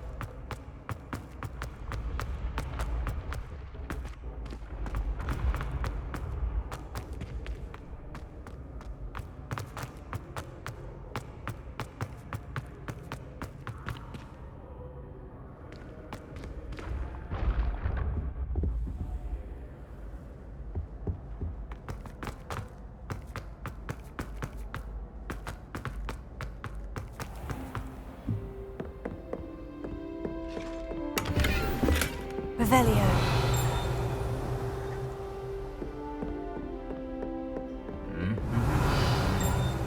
Handy resource indeed, your field guide.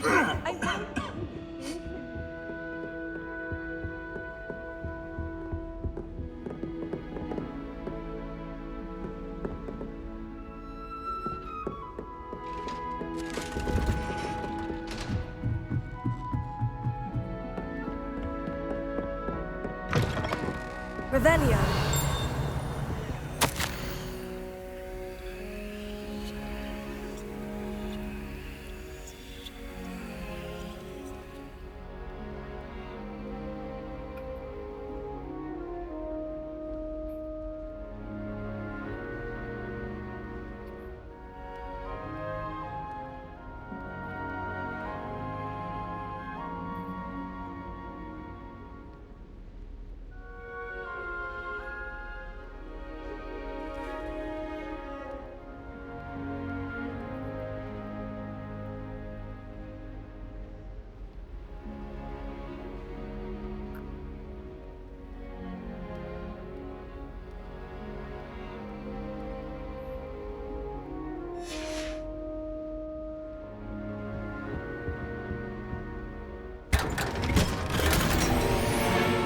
Revelio.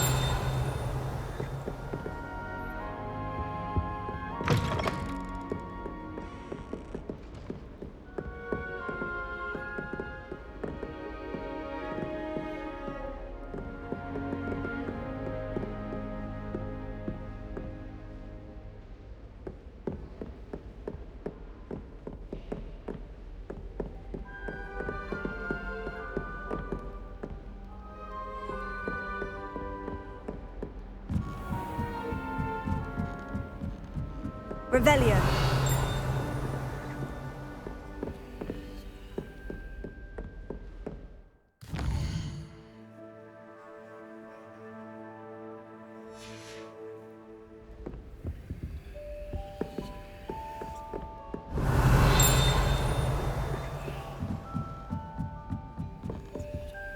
Alohomora.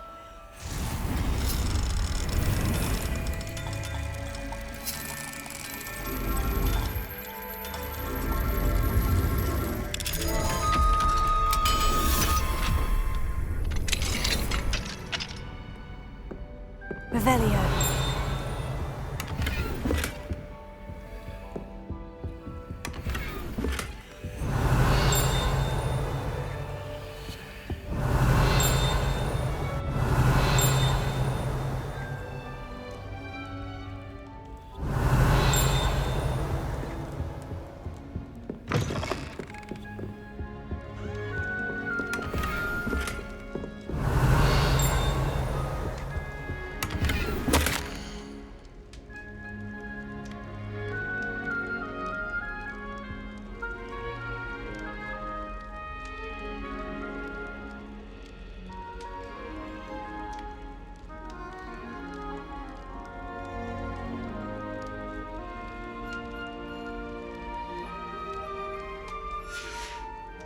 Revelio.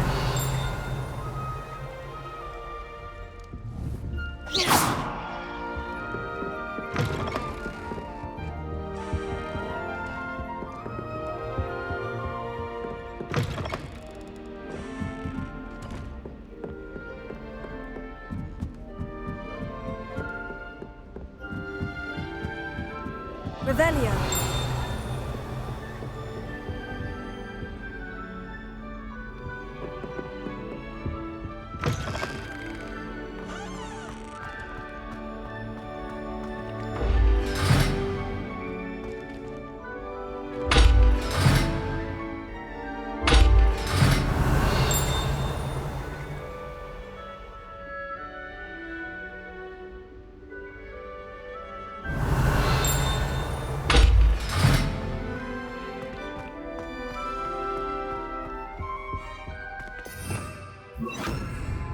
The gargoyle. That's where I need to speak the password.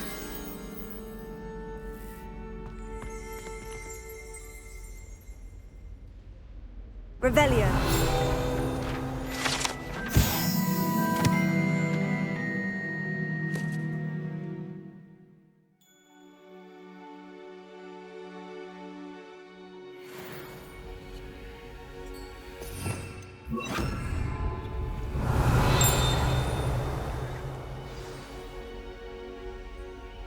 Toujours pure.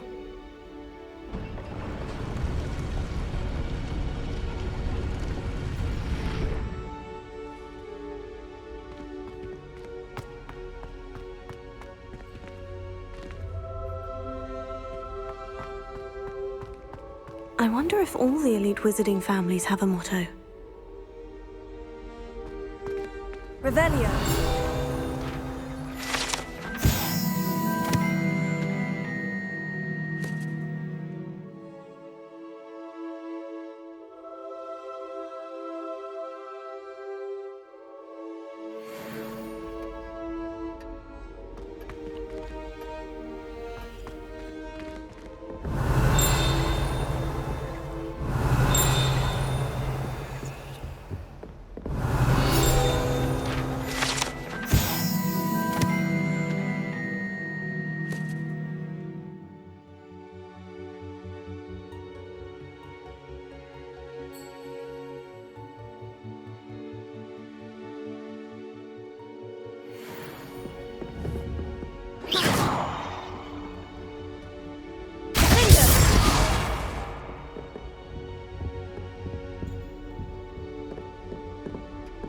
Alohomora.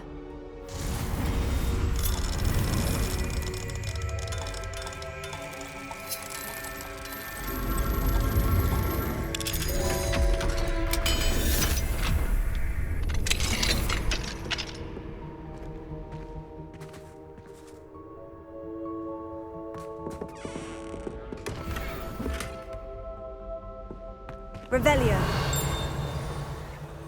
It's good to see you. All thanks to Professor Fig's quick thinking. Now what? Approach the pedestal in the antechamber and read the book that appears. What can I expect to find in the book? A story. I cannot say more.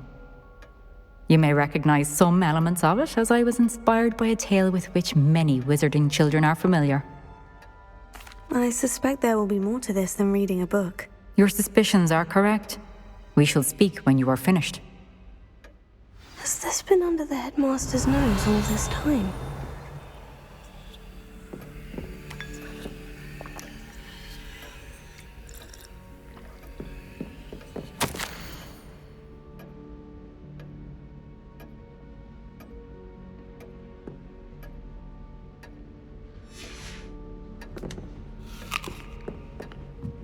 That must be the pedestal.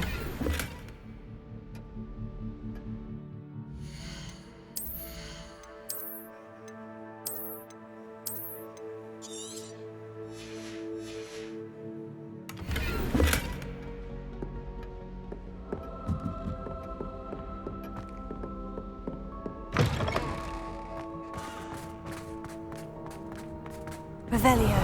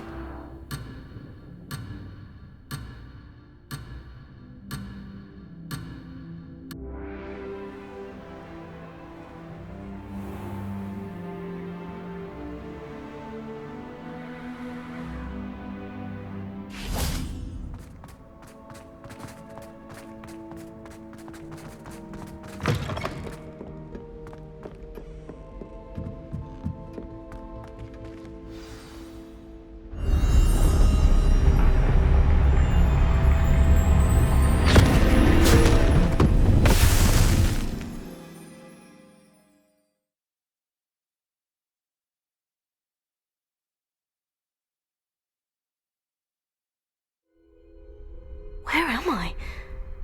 Professor Fitzgerald, can you hear me? I am here. In this place, you may call me Neve. You shall be witness to a fable. Pay attention. Things are not always as they seem. You must move swiftly and cautiously. Use the tools you encounter to find me. The first you will need is a cloak.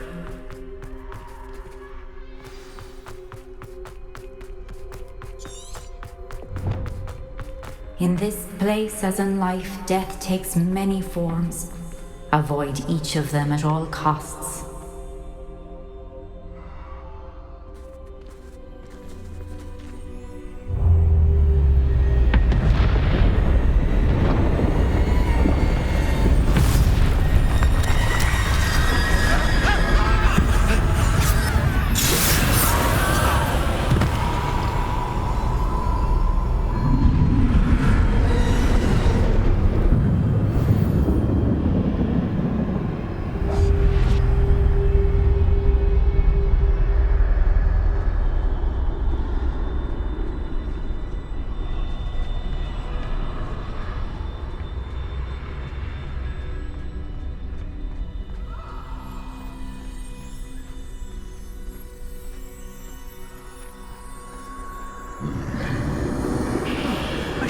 When I could, I'd be free by now. They're gone. For now. I need to get out of here. Where could Neve be? I need to time this just right.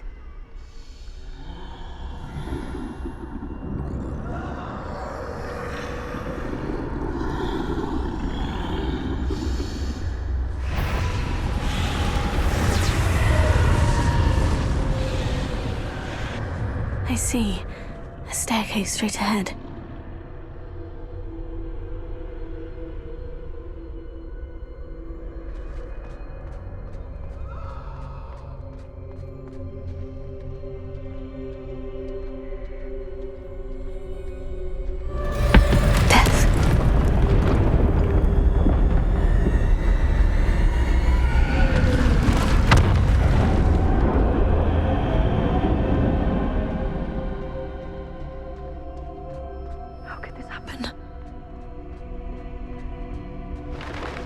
A ladder. Perhaps they won't be able to find me if I go up there.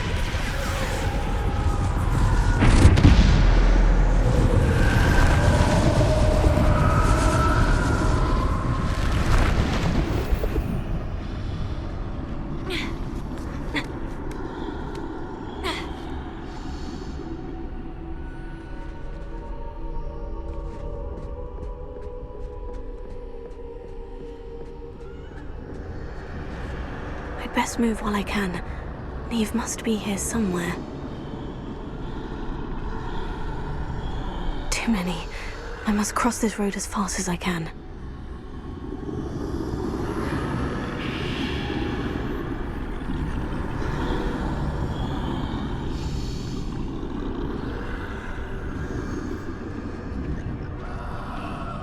That's where I need to go.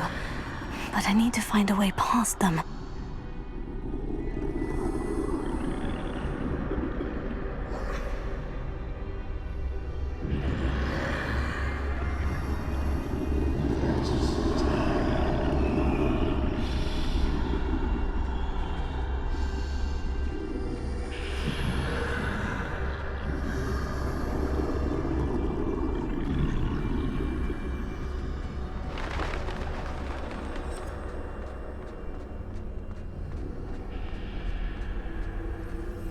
Nothing this way but more danger. There must be another way to find you.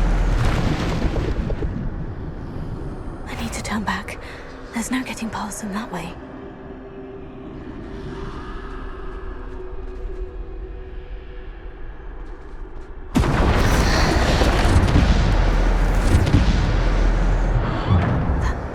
Closed tight. No way but forward, I suppose.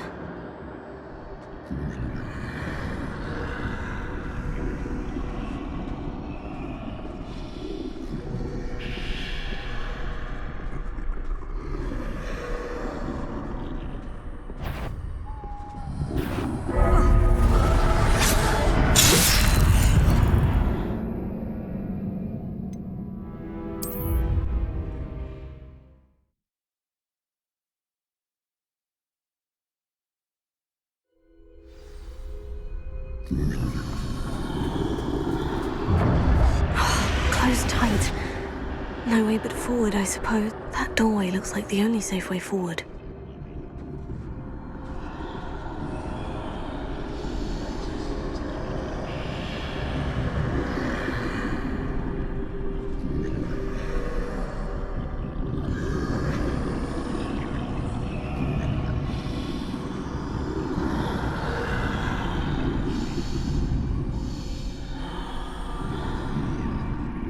Now's my chance.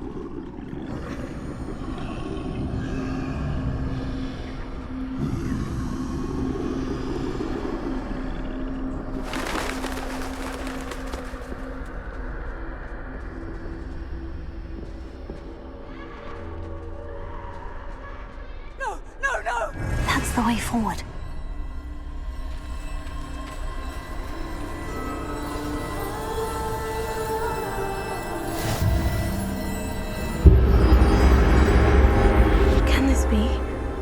I think I'm invisible.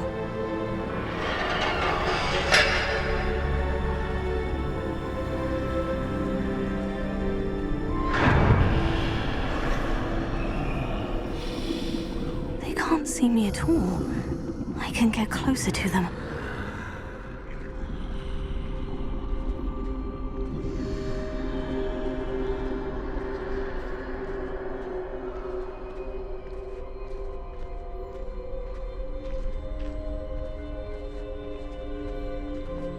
This is the way forward. Finally free. Now, where are you, Neve?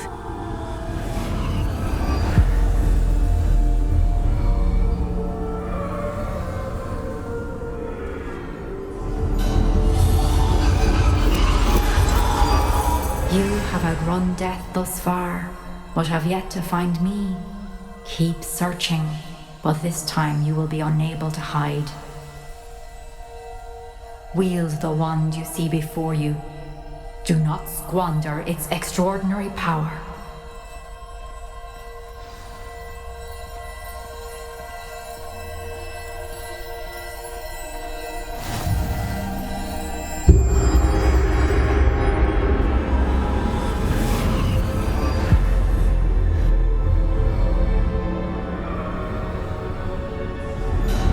I've never felt such power.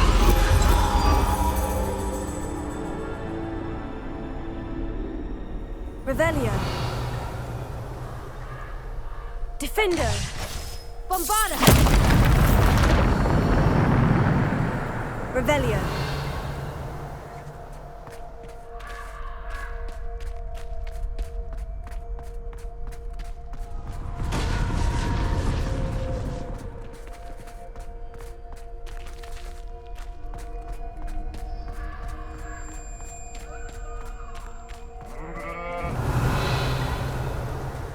Defender!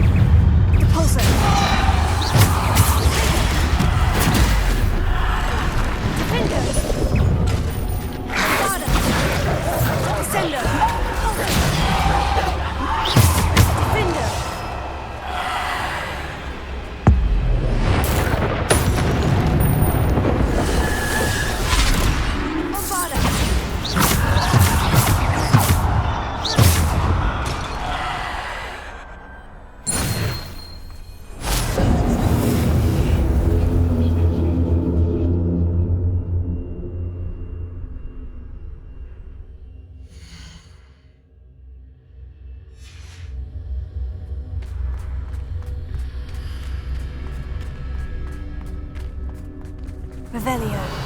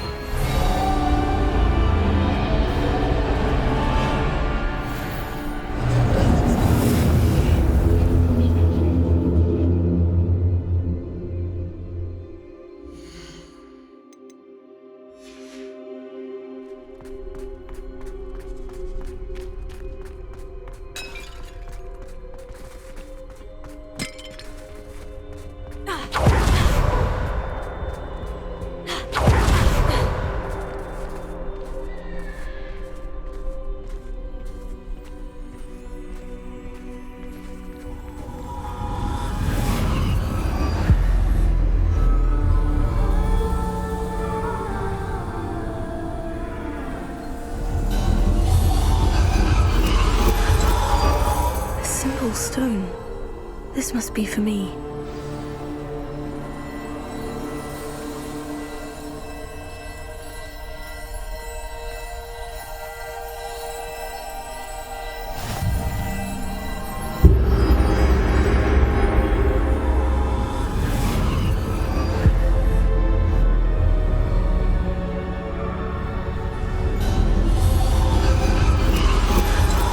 Far from finished. Pass through the mourners ahead. Nothing is what it seems.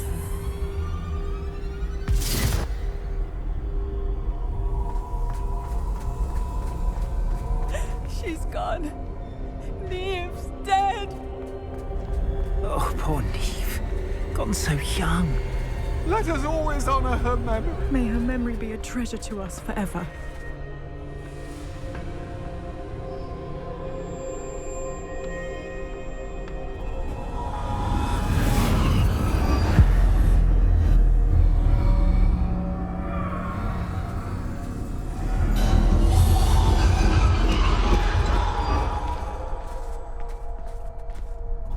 You found me, but you cannot undo what has been done.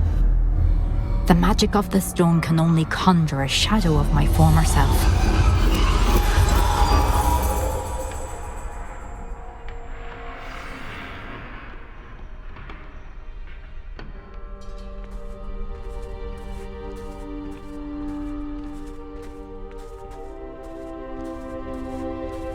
But there is no light without shadow, as there is no shadow without light. Simply because you can eliminate darkness does not always mean that you should.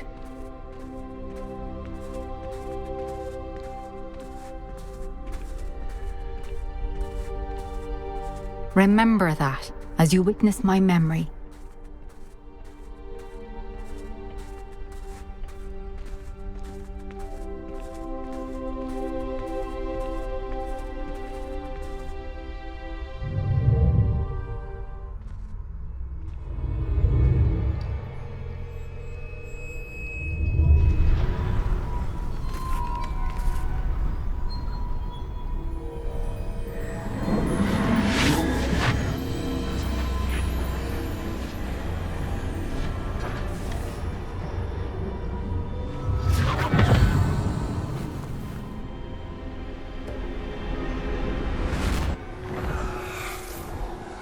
Isadora, what you did for your father was remarkable. Well, wasn't it?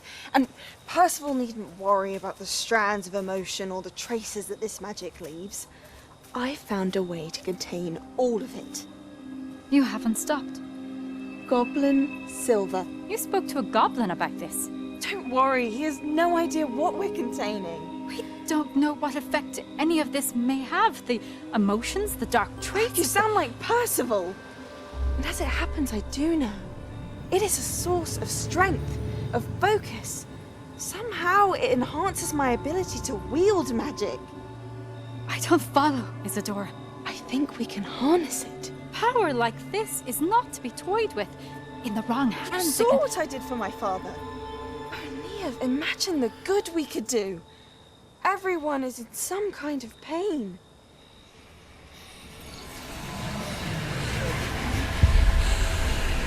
What are you doing?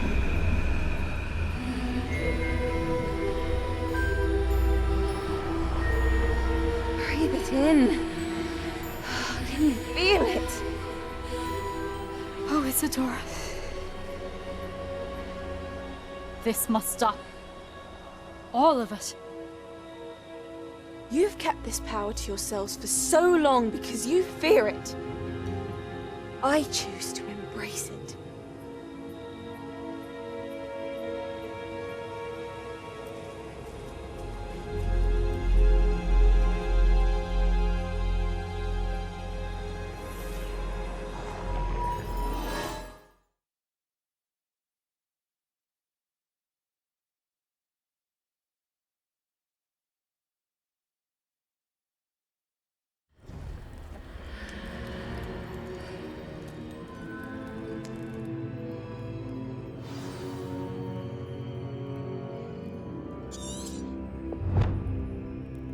Revelio.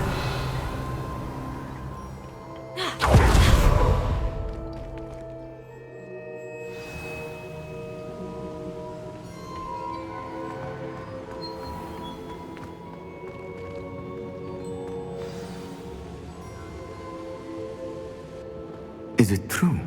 Has someone completed the first 3 trials? It is, and I have. But you are so... Young. I know. You must be Professor Bakar. I am. Pleased to meet you. The pensive memory I just witnessed. Was Isadora inhaling painful emotions? She was. I was amazed to see that it seemed to give her some sort of power, and that she could harness it. But how? I worry that you seem more intrigued than repulsed. I hesitate to reveal the location of my pensive to someone who, perhaps, has yet to understand the responsibility of power. I can assure you, Professor, I do. In fact, what you don't yet know is that a dangerous goblin called Ranrock has accessed the repository at Rookwood Castle. He has learned to harness the contents of it as a source of immense power. He plans to use that power against wizard kind. We have no time to waste. I see. Nonetheless, the knowledge you shall gain after you witness my memories is too valuable to share without further consideration. I shall require time to confer with the other keepers. It seems we have no choice but to wait, frustrating as it is. I heard what you told Professor Bakar.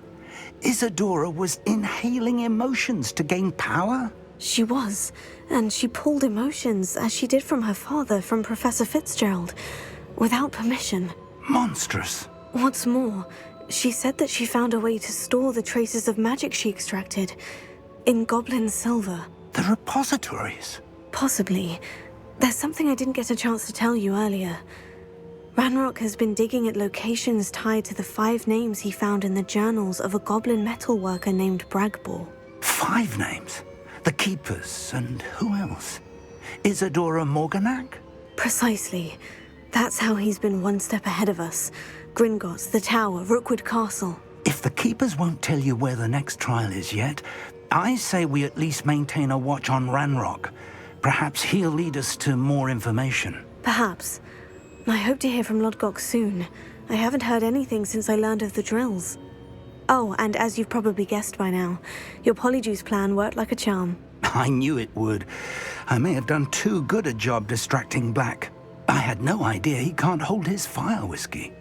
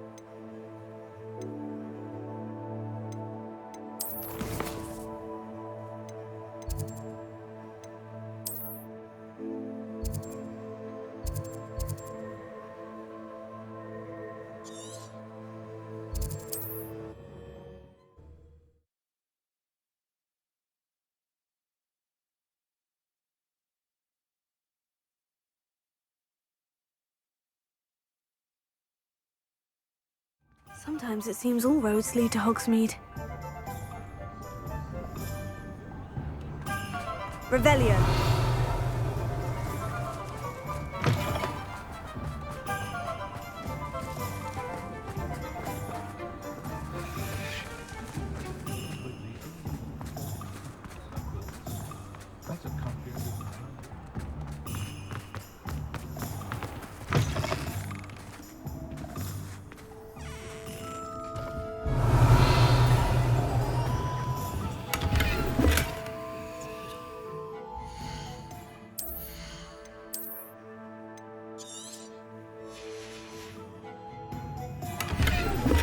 Revelio.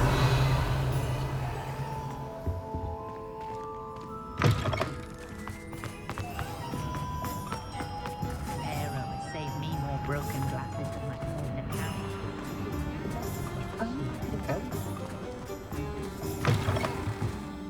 hello again. Couldn't have perfected the broom upgrades without your help. As always, I have a special prize for you. What are we looking for today?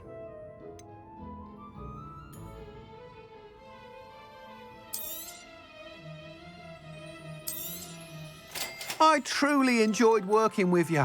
Thank you for believing in me. That item is of the highest quality.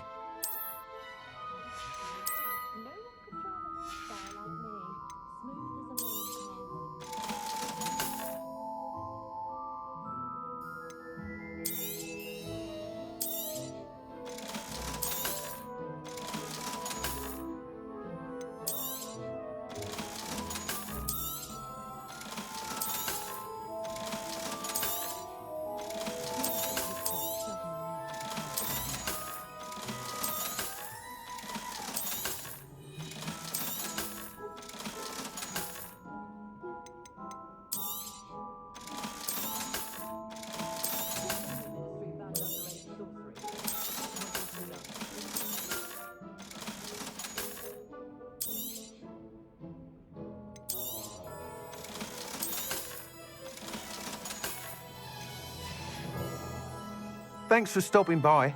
Hope to see you again.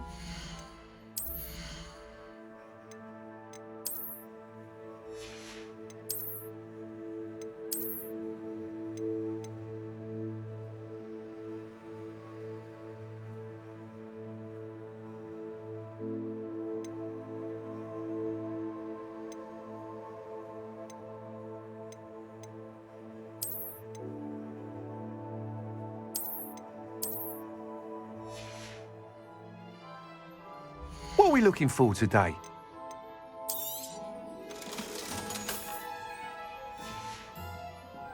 Thanks for stopping by. Hope to see you again.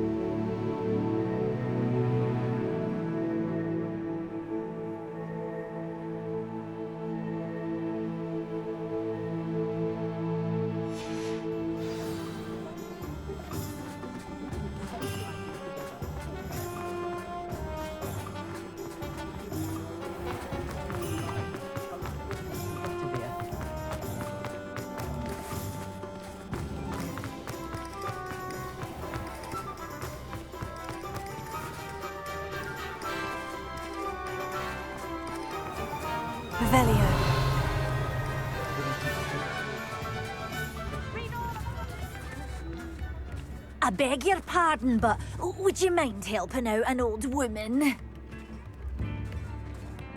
Is everything all right? Oh, bless you. Oh, thank you for asking. I'm Betty. Betty Bugbrook. And no, everything is not all right. It's my dear friend Hazel. She's in trouble. Hazel? Yes. Oh, she's a unicorn. Known her for years.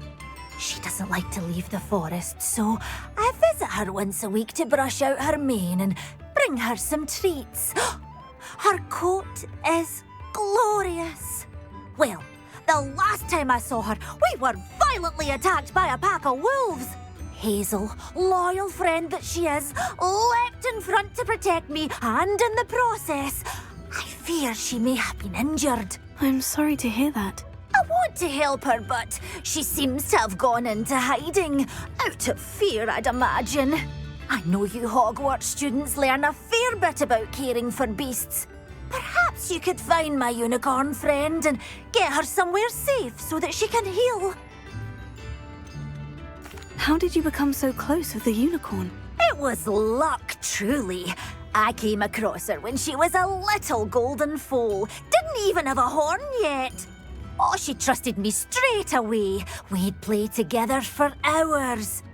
Oh, I do hope she'll be all right. Unicorn hair is a valuable wand core, and I suppose losing a hair or two mightn't hurt her.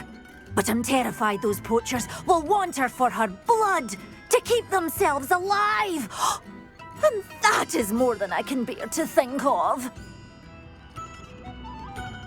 I'll keep an eye out for your unicorn friend and take her to safety if I see her. Oh, you've a good soul.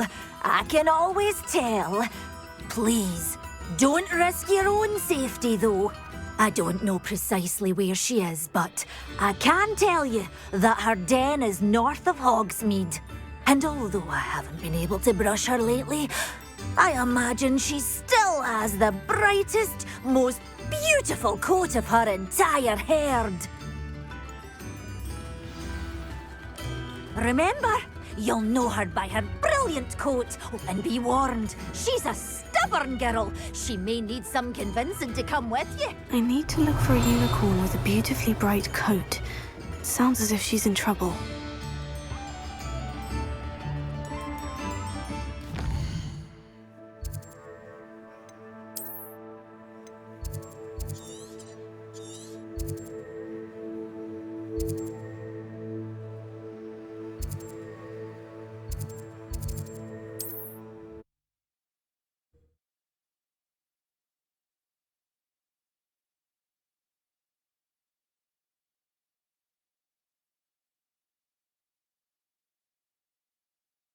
I've always said that travel broadens the mind.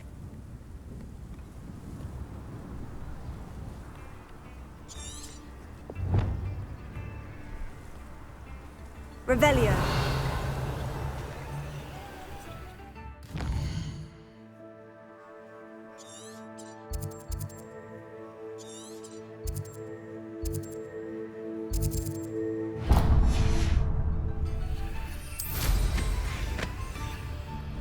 Not sure how I'd fare in a little place like this.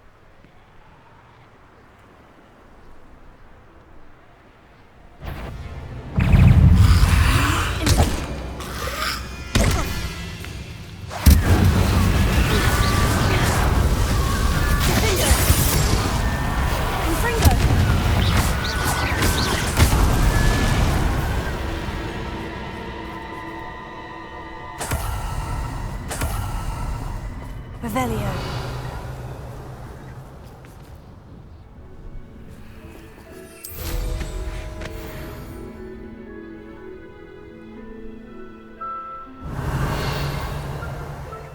Come on, Hazel.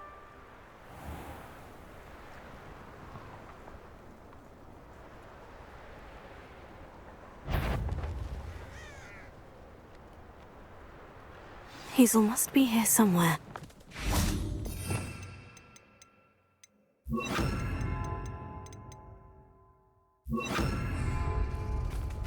Revelio.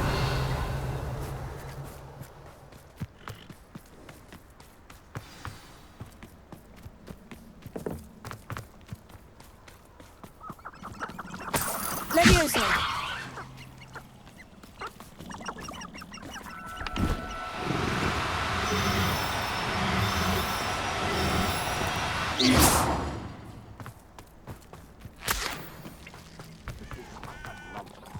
I've never heard such rubbish in all my life.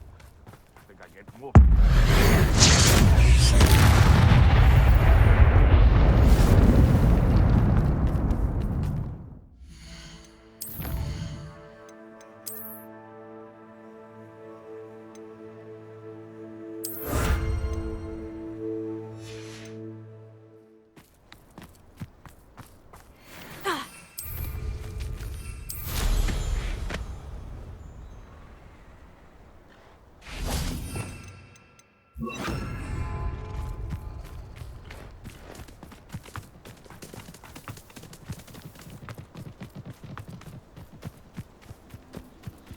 Arresto momento.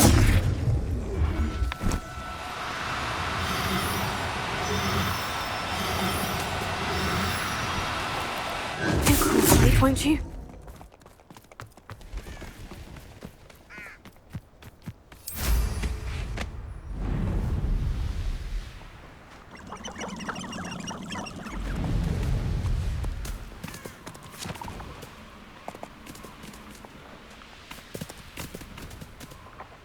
Irondale's not half as tough as it sounds.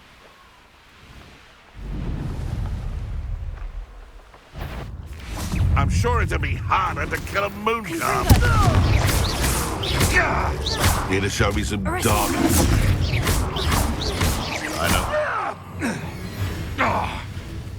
Afraid to take it? Beasts are safer now.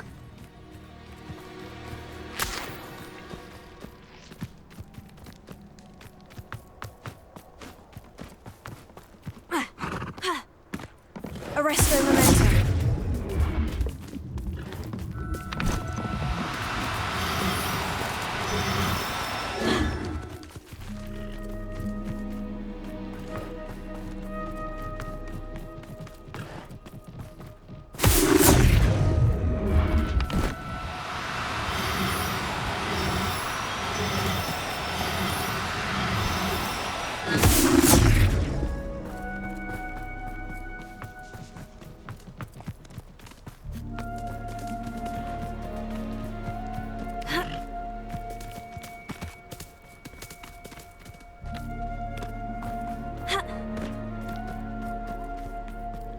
Arresto momentum.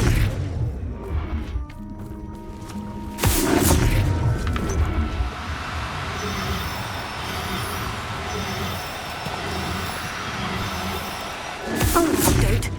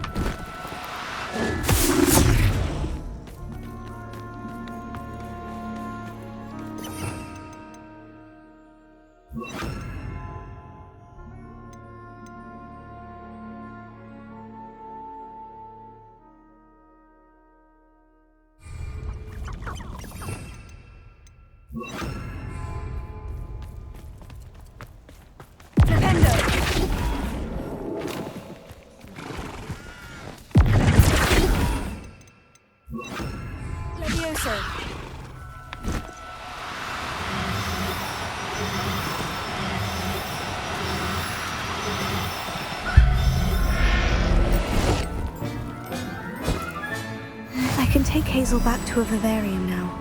I should let Madame Bugbrook know she's safe.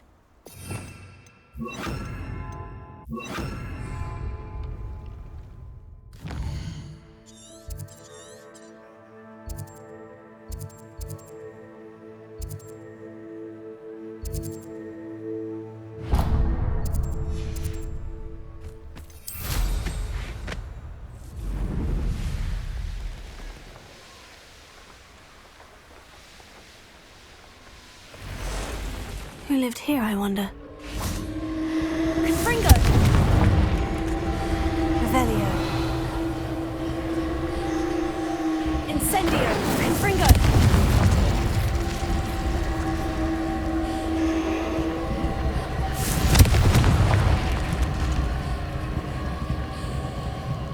Incendio!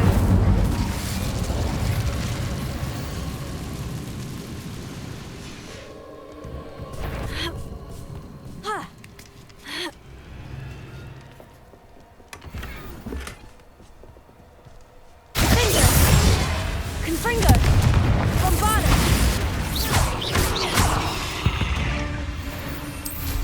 Revelio.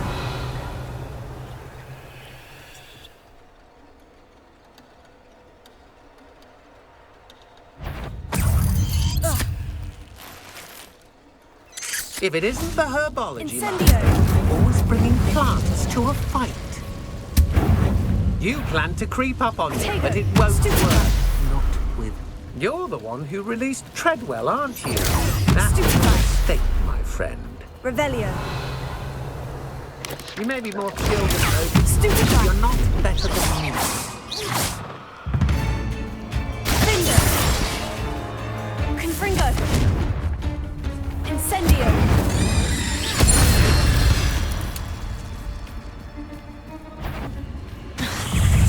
Bombarda! Revelio. Incendio! Confringo! Confringo!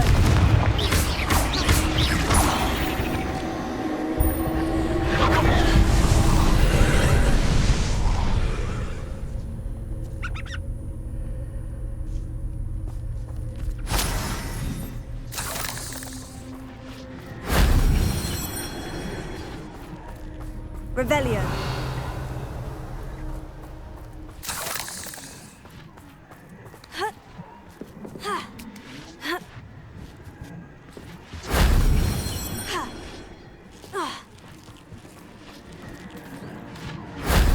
Shame I didn't have an audience for that one.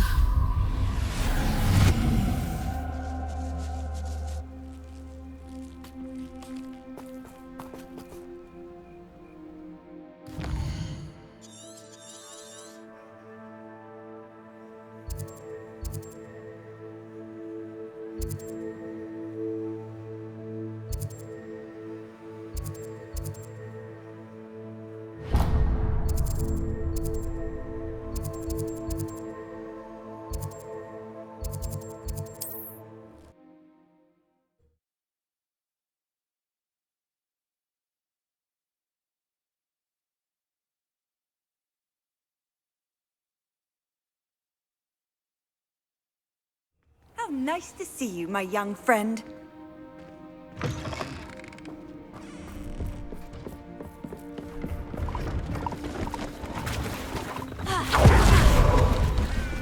See if there's something you need. Thank you for your patronage.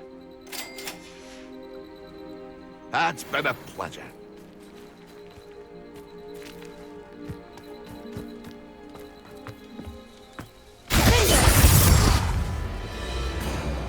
Incendio!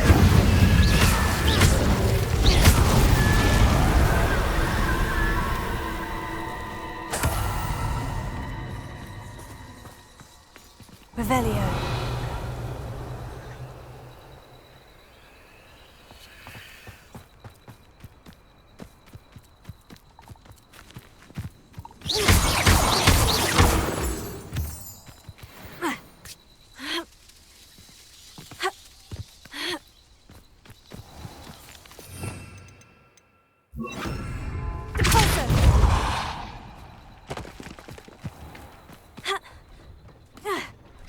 Revelio.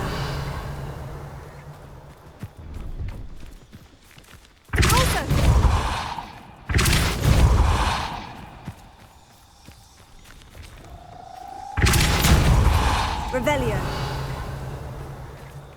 Incendio.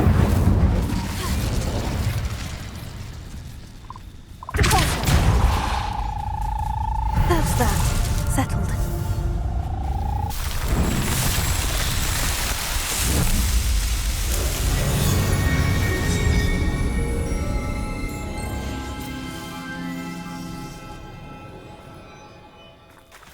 Revelio.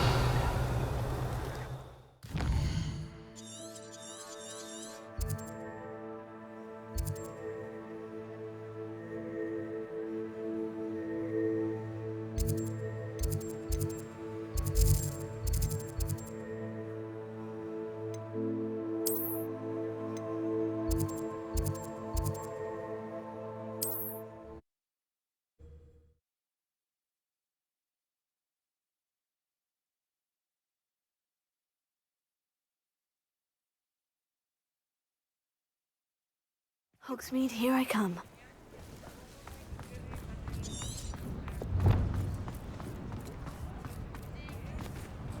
Did you find my pointy pony? Madam Bugbrook, I found your unicorn friend, Hazel. Oh, what a relief! Is she all right? Are you all right? Do you have a safe place for her to stay? We're both fine, and I have a safe place for her at Hogwarts. You've a kind heart, you do. I'm relieved and thankful that you'll take care of her. I shall miss my sweet pointy pony, but I know she's safer away from the poachers. Do give her a nice brushing for me, won't you? Take good care of Hazel now.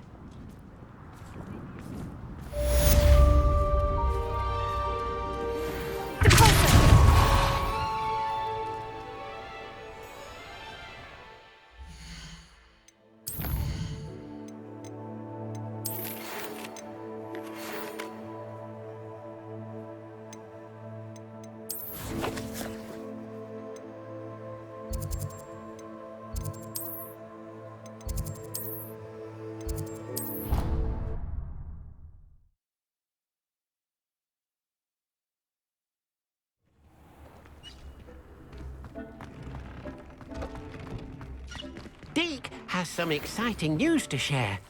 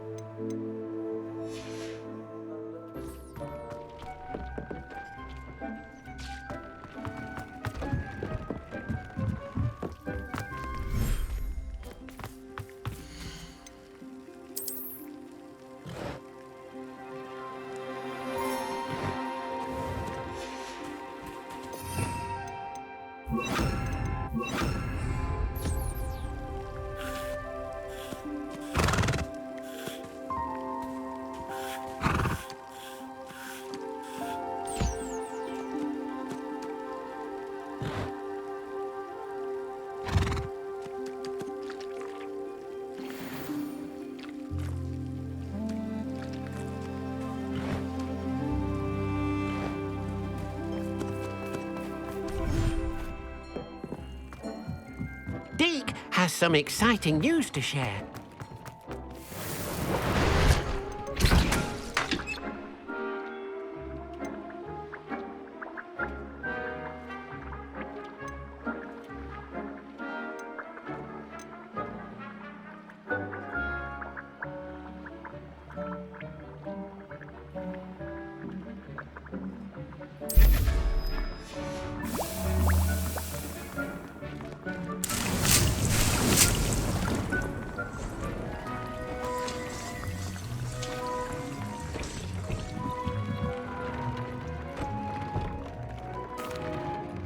Hello, Deke.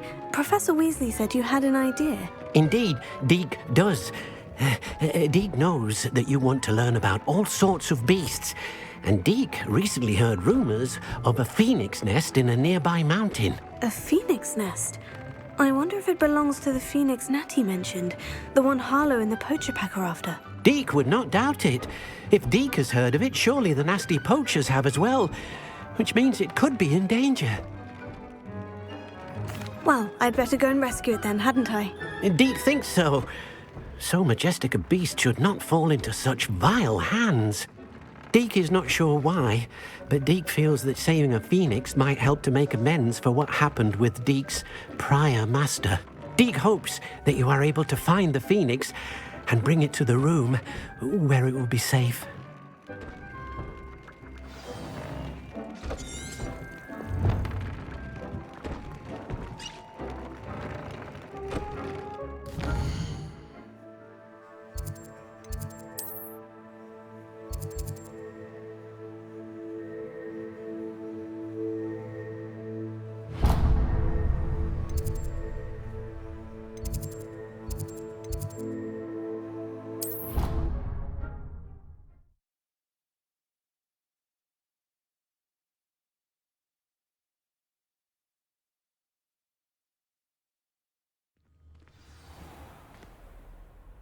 Revelio.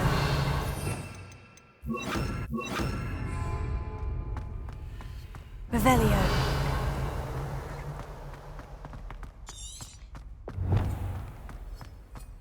If you put a foot wrong, it's just, well, there's a rather foul odor.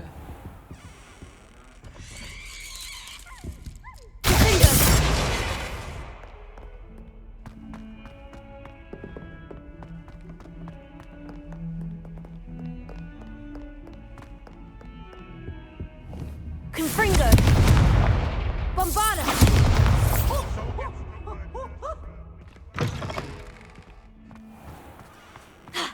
Who would have thought someone as young as me could save my uncle's life? Hello, Adelaide. How are you and your uncle doing? Very well, thanks to you. The more I learn about Ranrock's foul lot, the more astounded I am that my uncle survived. I looked back over his old owls and noticed that they included pertinent details about his rare metal deposits. I believe that Ranrock's fiends were after those deposits and that they needed my uncle's knowledge. He was willingly going to rot away in that cell to keep me safe.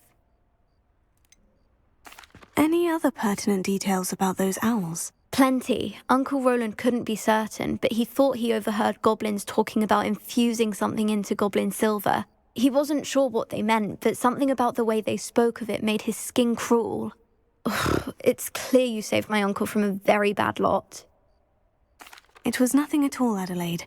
I'm just glad your uncle's safe. So am I. Seeing him again was such a relief. I told him that he must remain vigilant from now on. I, for one, can't help but look over my shoulder now whenever I leave the castle grounds.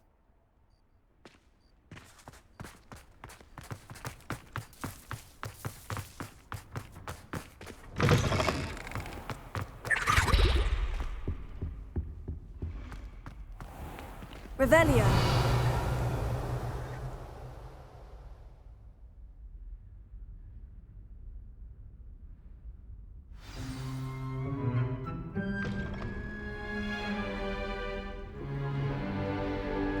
In today's lesson, we will cover a truly thrilling event. The Goblin Rebellion of 1752 and all its triumphant tragedy. But more specifically, we will address the devastating effect it had on the wizard milling industry. Throughout the many goblin battles, countless wizard cloaks were lost. Actually, we do know the number. 632. But history occurs outside the classroom. And look, it's time for my constitutional. One can practically osmose the history flowing through Hogwarts. I think the professor wants us to follow him. And now for a stroll to the bell tower entrance hall. Along with the rest of the castle, it was completed in the late Revelio. Middle Ages. The hall and the bell towers that loom above it contain myriad interesting artifacts.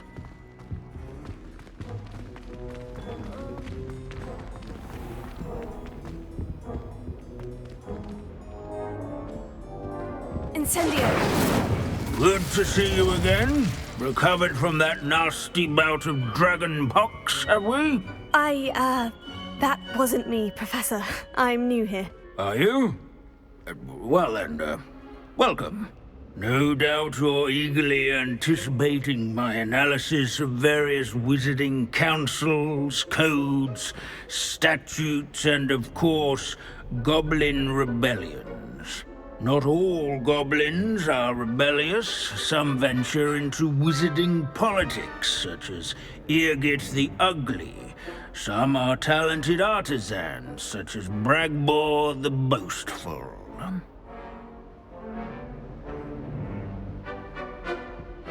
Did you say Bragbor? I know that name.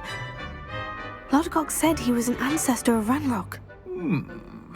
Well known for his metalwork. I would imagine much of his goblin-wrought iron and silver has survived to this very day. Where were we? Oh yes. Back to our class topic for today. Grimbold Weft. Another notable historical figure. He's right nearby. Curious students can find him on display here in the bell tower entrance hall. I recommend that all students introduce themselves to this hero of Hogwarts. can you tell me where I might find Grimbold Weft? Oh yes, Grimbold Weft. Quick with a needle and thread, that one.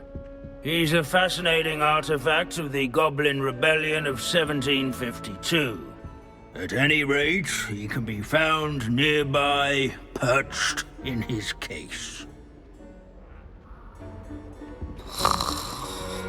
He never sprays from the bell tower entrance hall. Abandoning class to wander the halls is in keeping with Professor Binns's manner of teaching.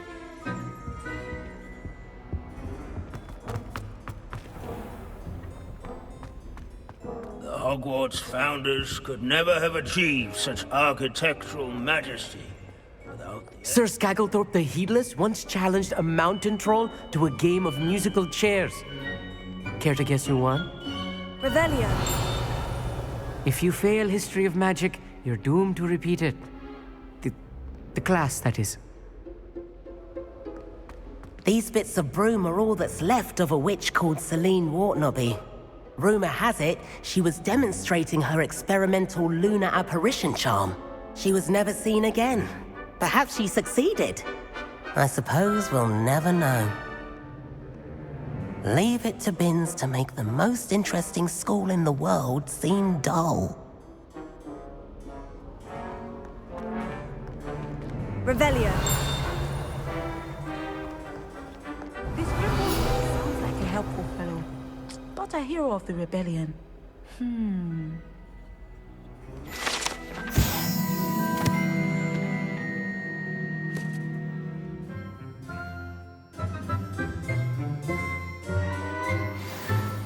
Oh yes, I see you found Grimbold Weft. Yes, I rather enjoyed seeking him out. The thrill of the scholarly pursuit. I know the feeling quite well. Now, let's turn our attention to the agreeability and general good nature of Sir Athbuddle. He's also nearby. See what you can learn from him for your next assignment. Standing in eternal but symbolic watch over the bell tower is a retinue of loyal knights, or rather, statues of knights, I should clarify. Keen-eyed students will spot the statue of Sir Athbuddle of the cheerful countenance nestled among the ranks. Where can I find that friendly knight you mentioned earlier? Oh yes, Sir Athbuddle, or rather the statue of Sir Athbuddle. It can be found amongst the other statues of knights. It's easy to identify, as it's been enchanted to wave at those who take the time to seek it out. Wagadu's history is, well, a bit different than that of Hogwarts, to say the least.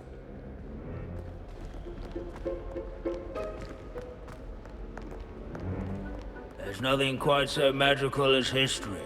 Dusty, immutable history.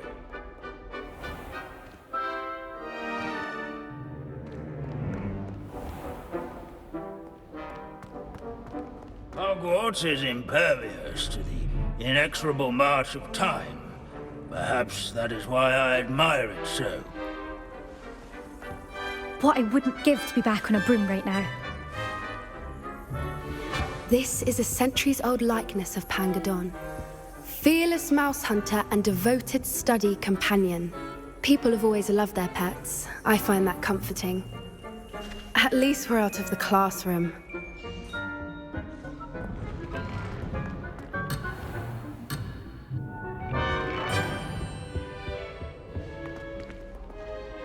Revelio.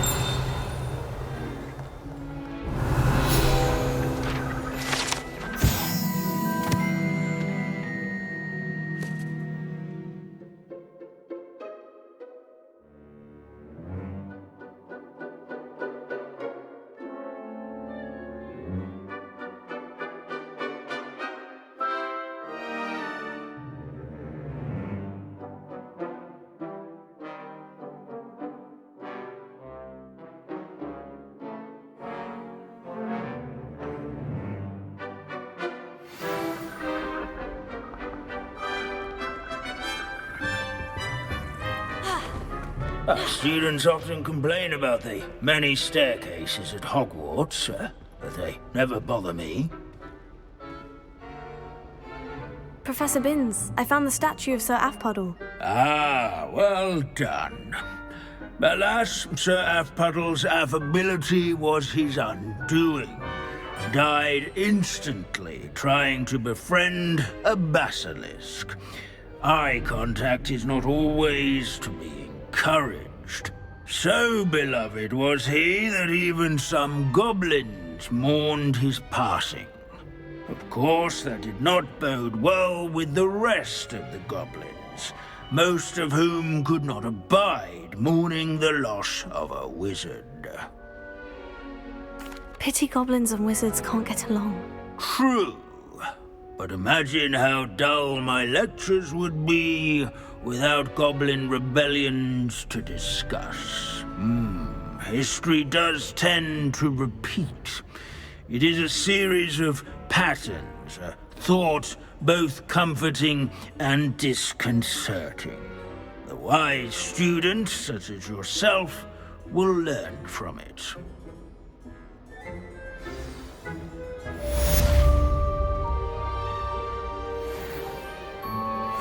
History is written by those who do their schoolwork, so they say. Or at least, I like to say Incendio!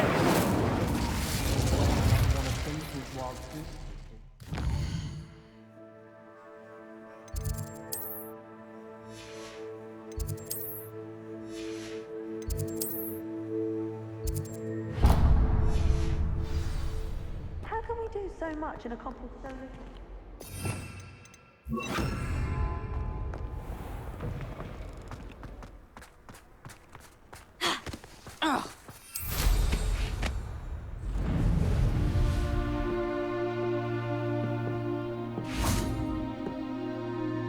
Hello, are you here for Summoner's Court? That I am.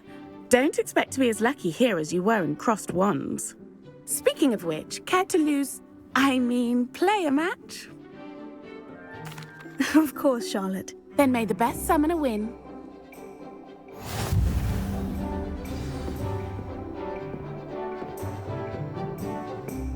Accio!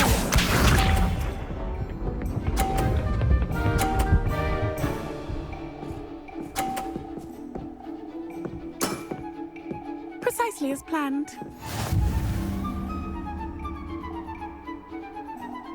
Accio!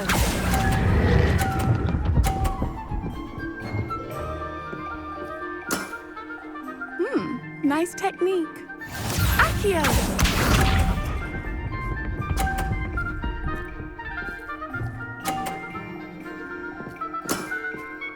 Precisely as planned.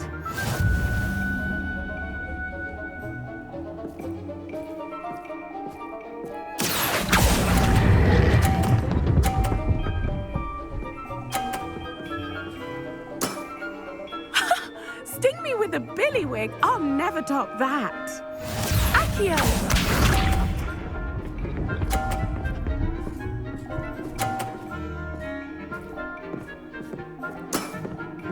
Precisely as planned. Accio!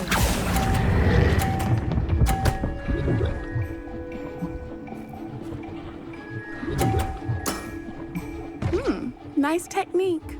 Didn't I say I adore competition?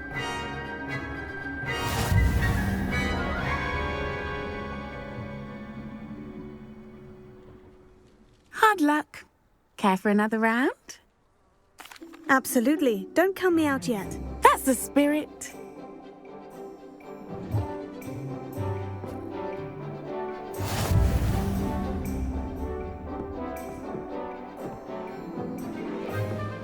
Accio!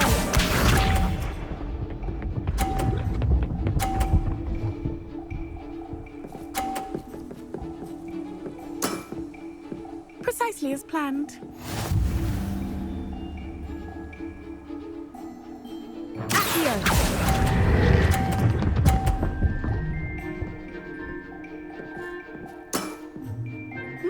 Nice technique. Accio!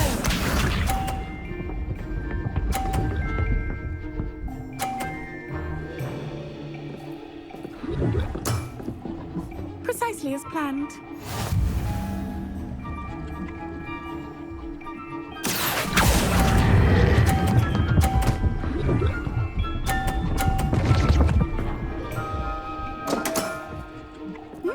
Nice technique. Accio!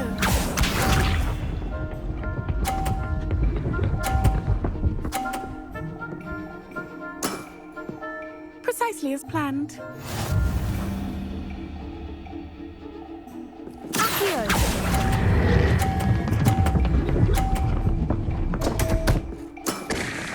Such grace. Finesse.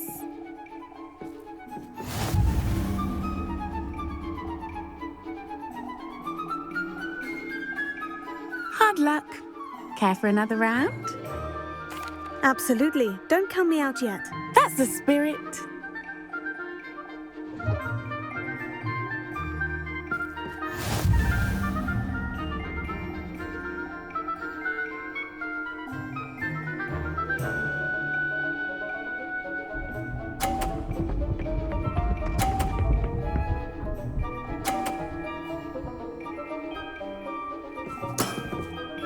Precisely as planned.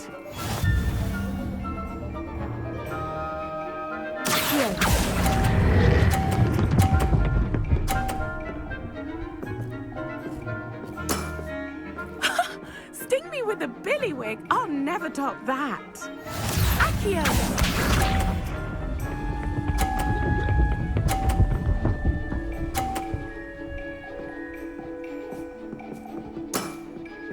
Precisely as planned.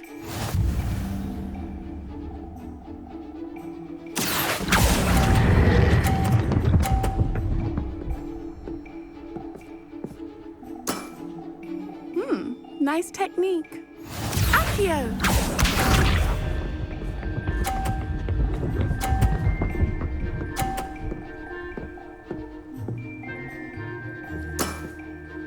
Precisely as planned.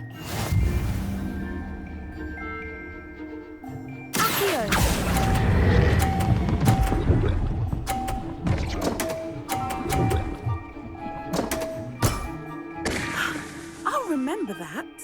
Wow, you are good.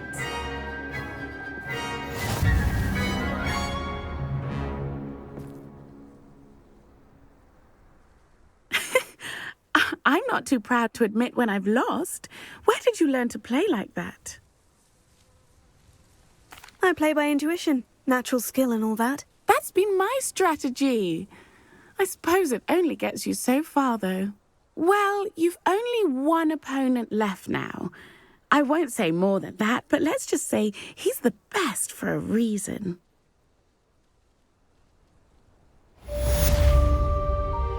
Incendio!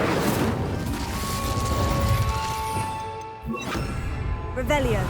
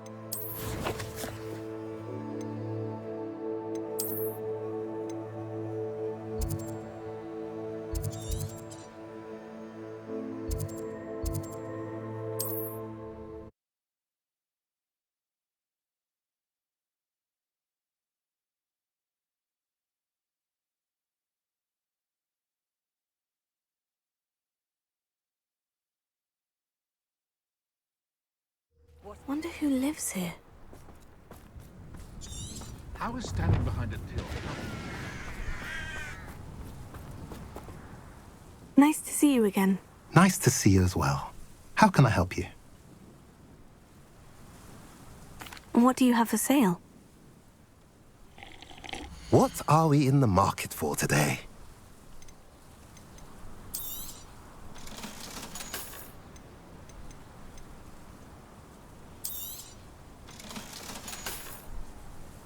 Have I mentioned you're welcome to stop by any time?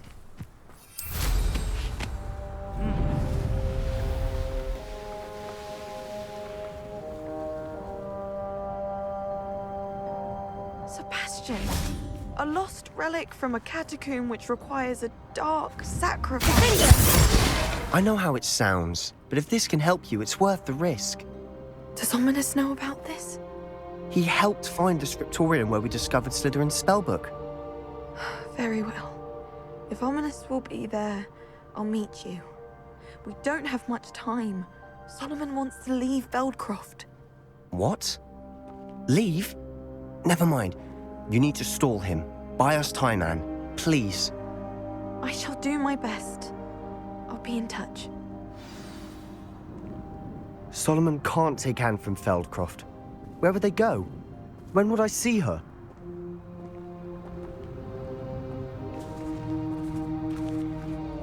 Sebastian. Don't think I've forgotten about your goblin friend. I haven't.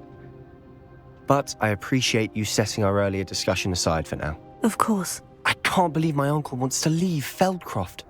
Anne's going to stall him. She must. We need time. Time? For what? I've learned more about the relic.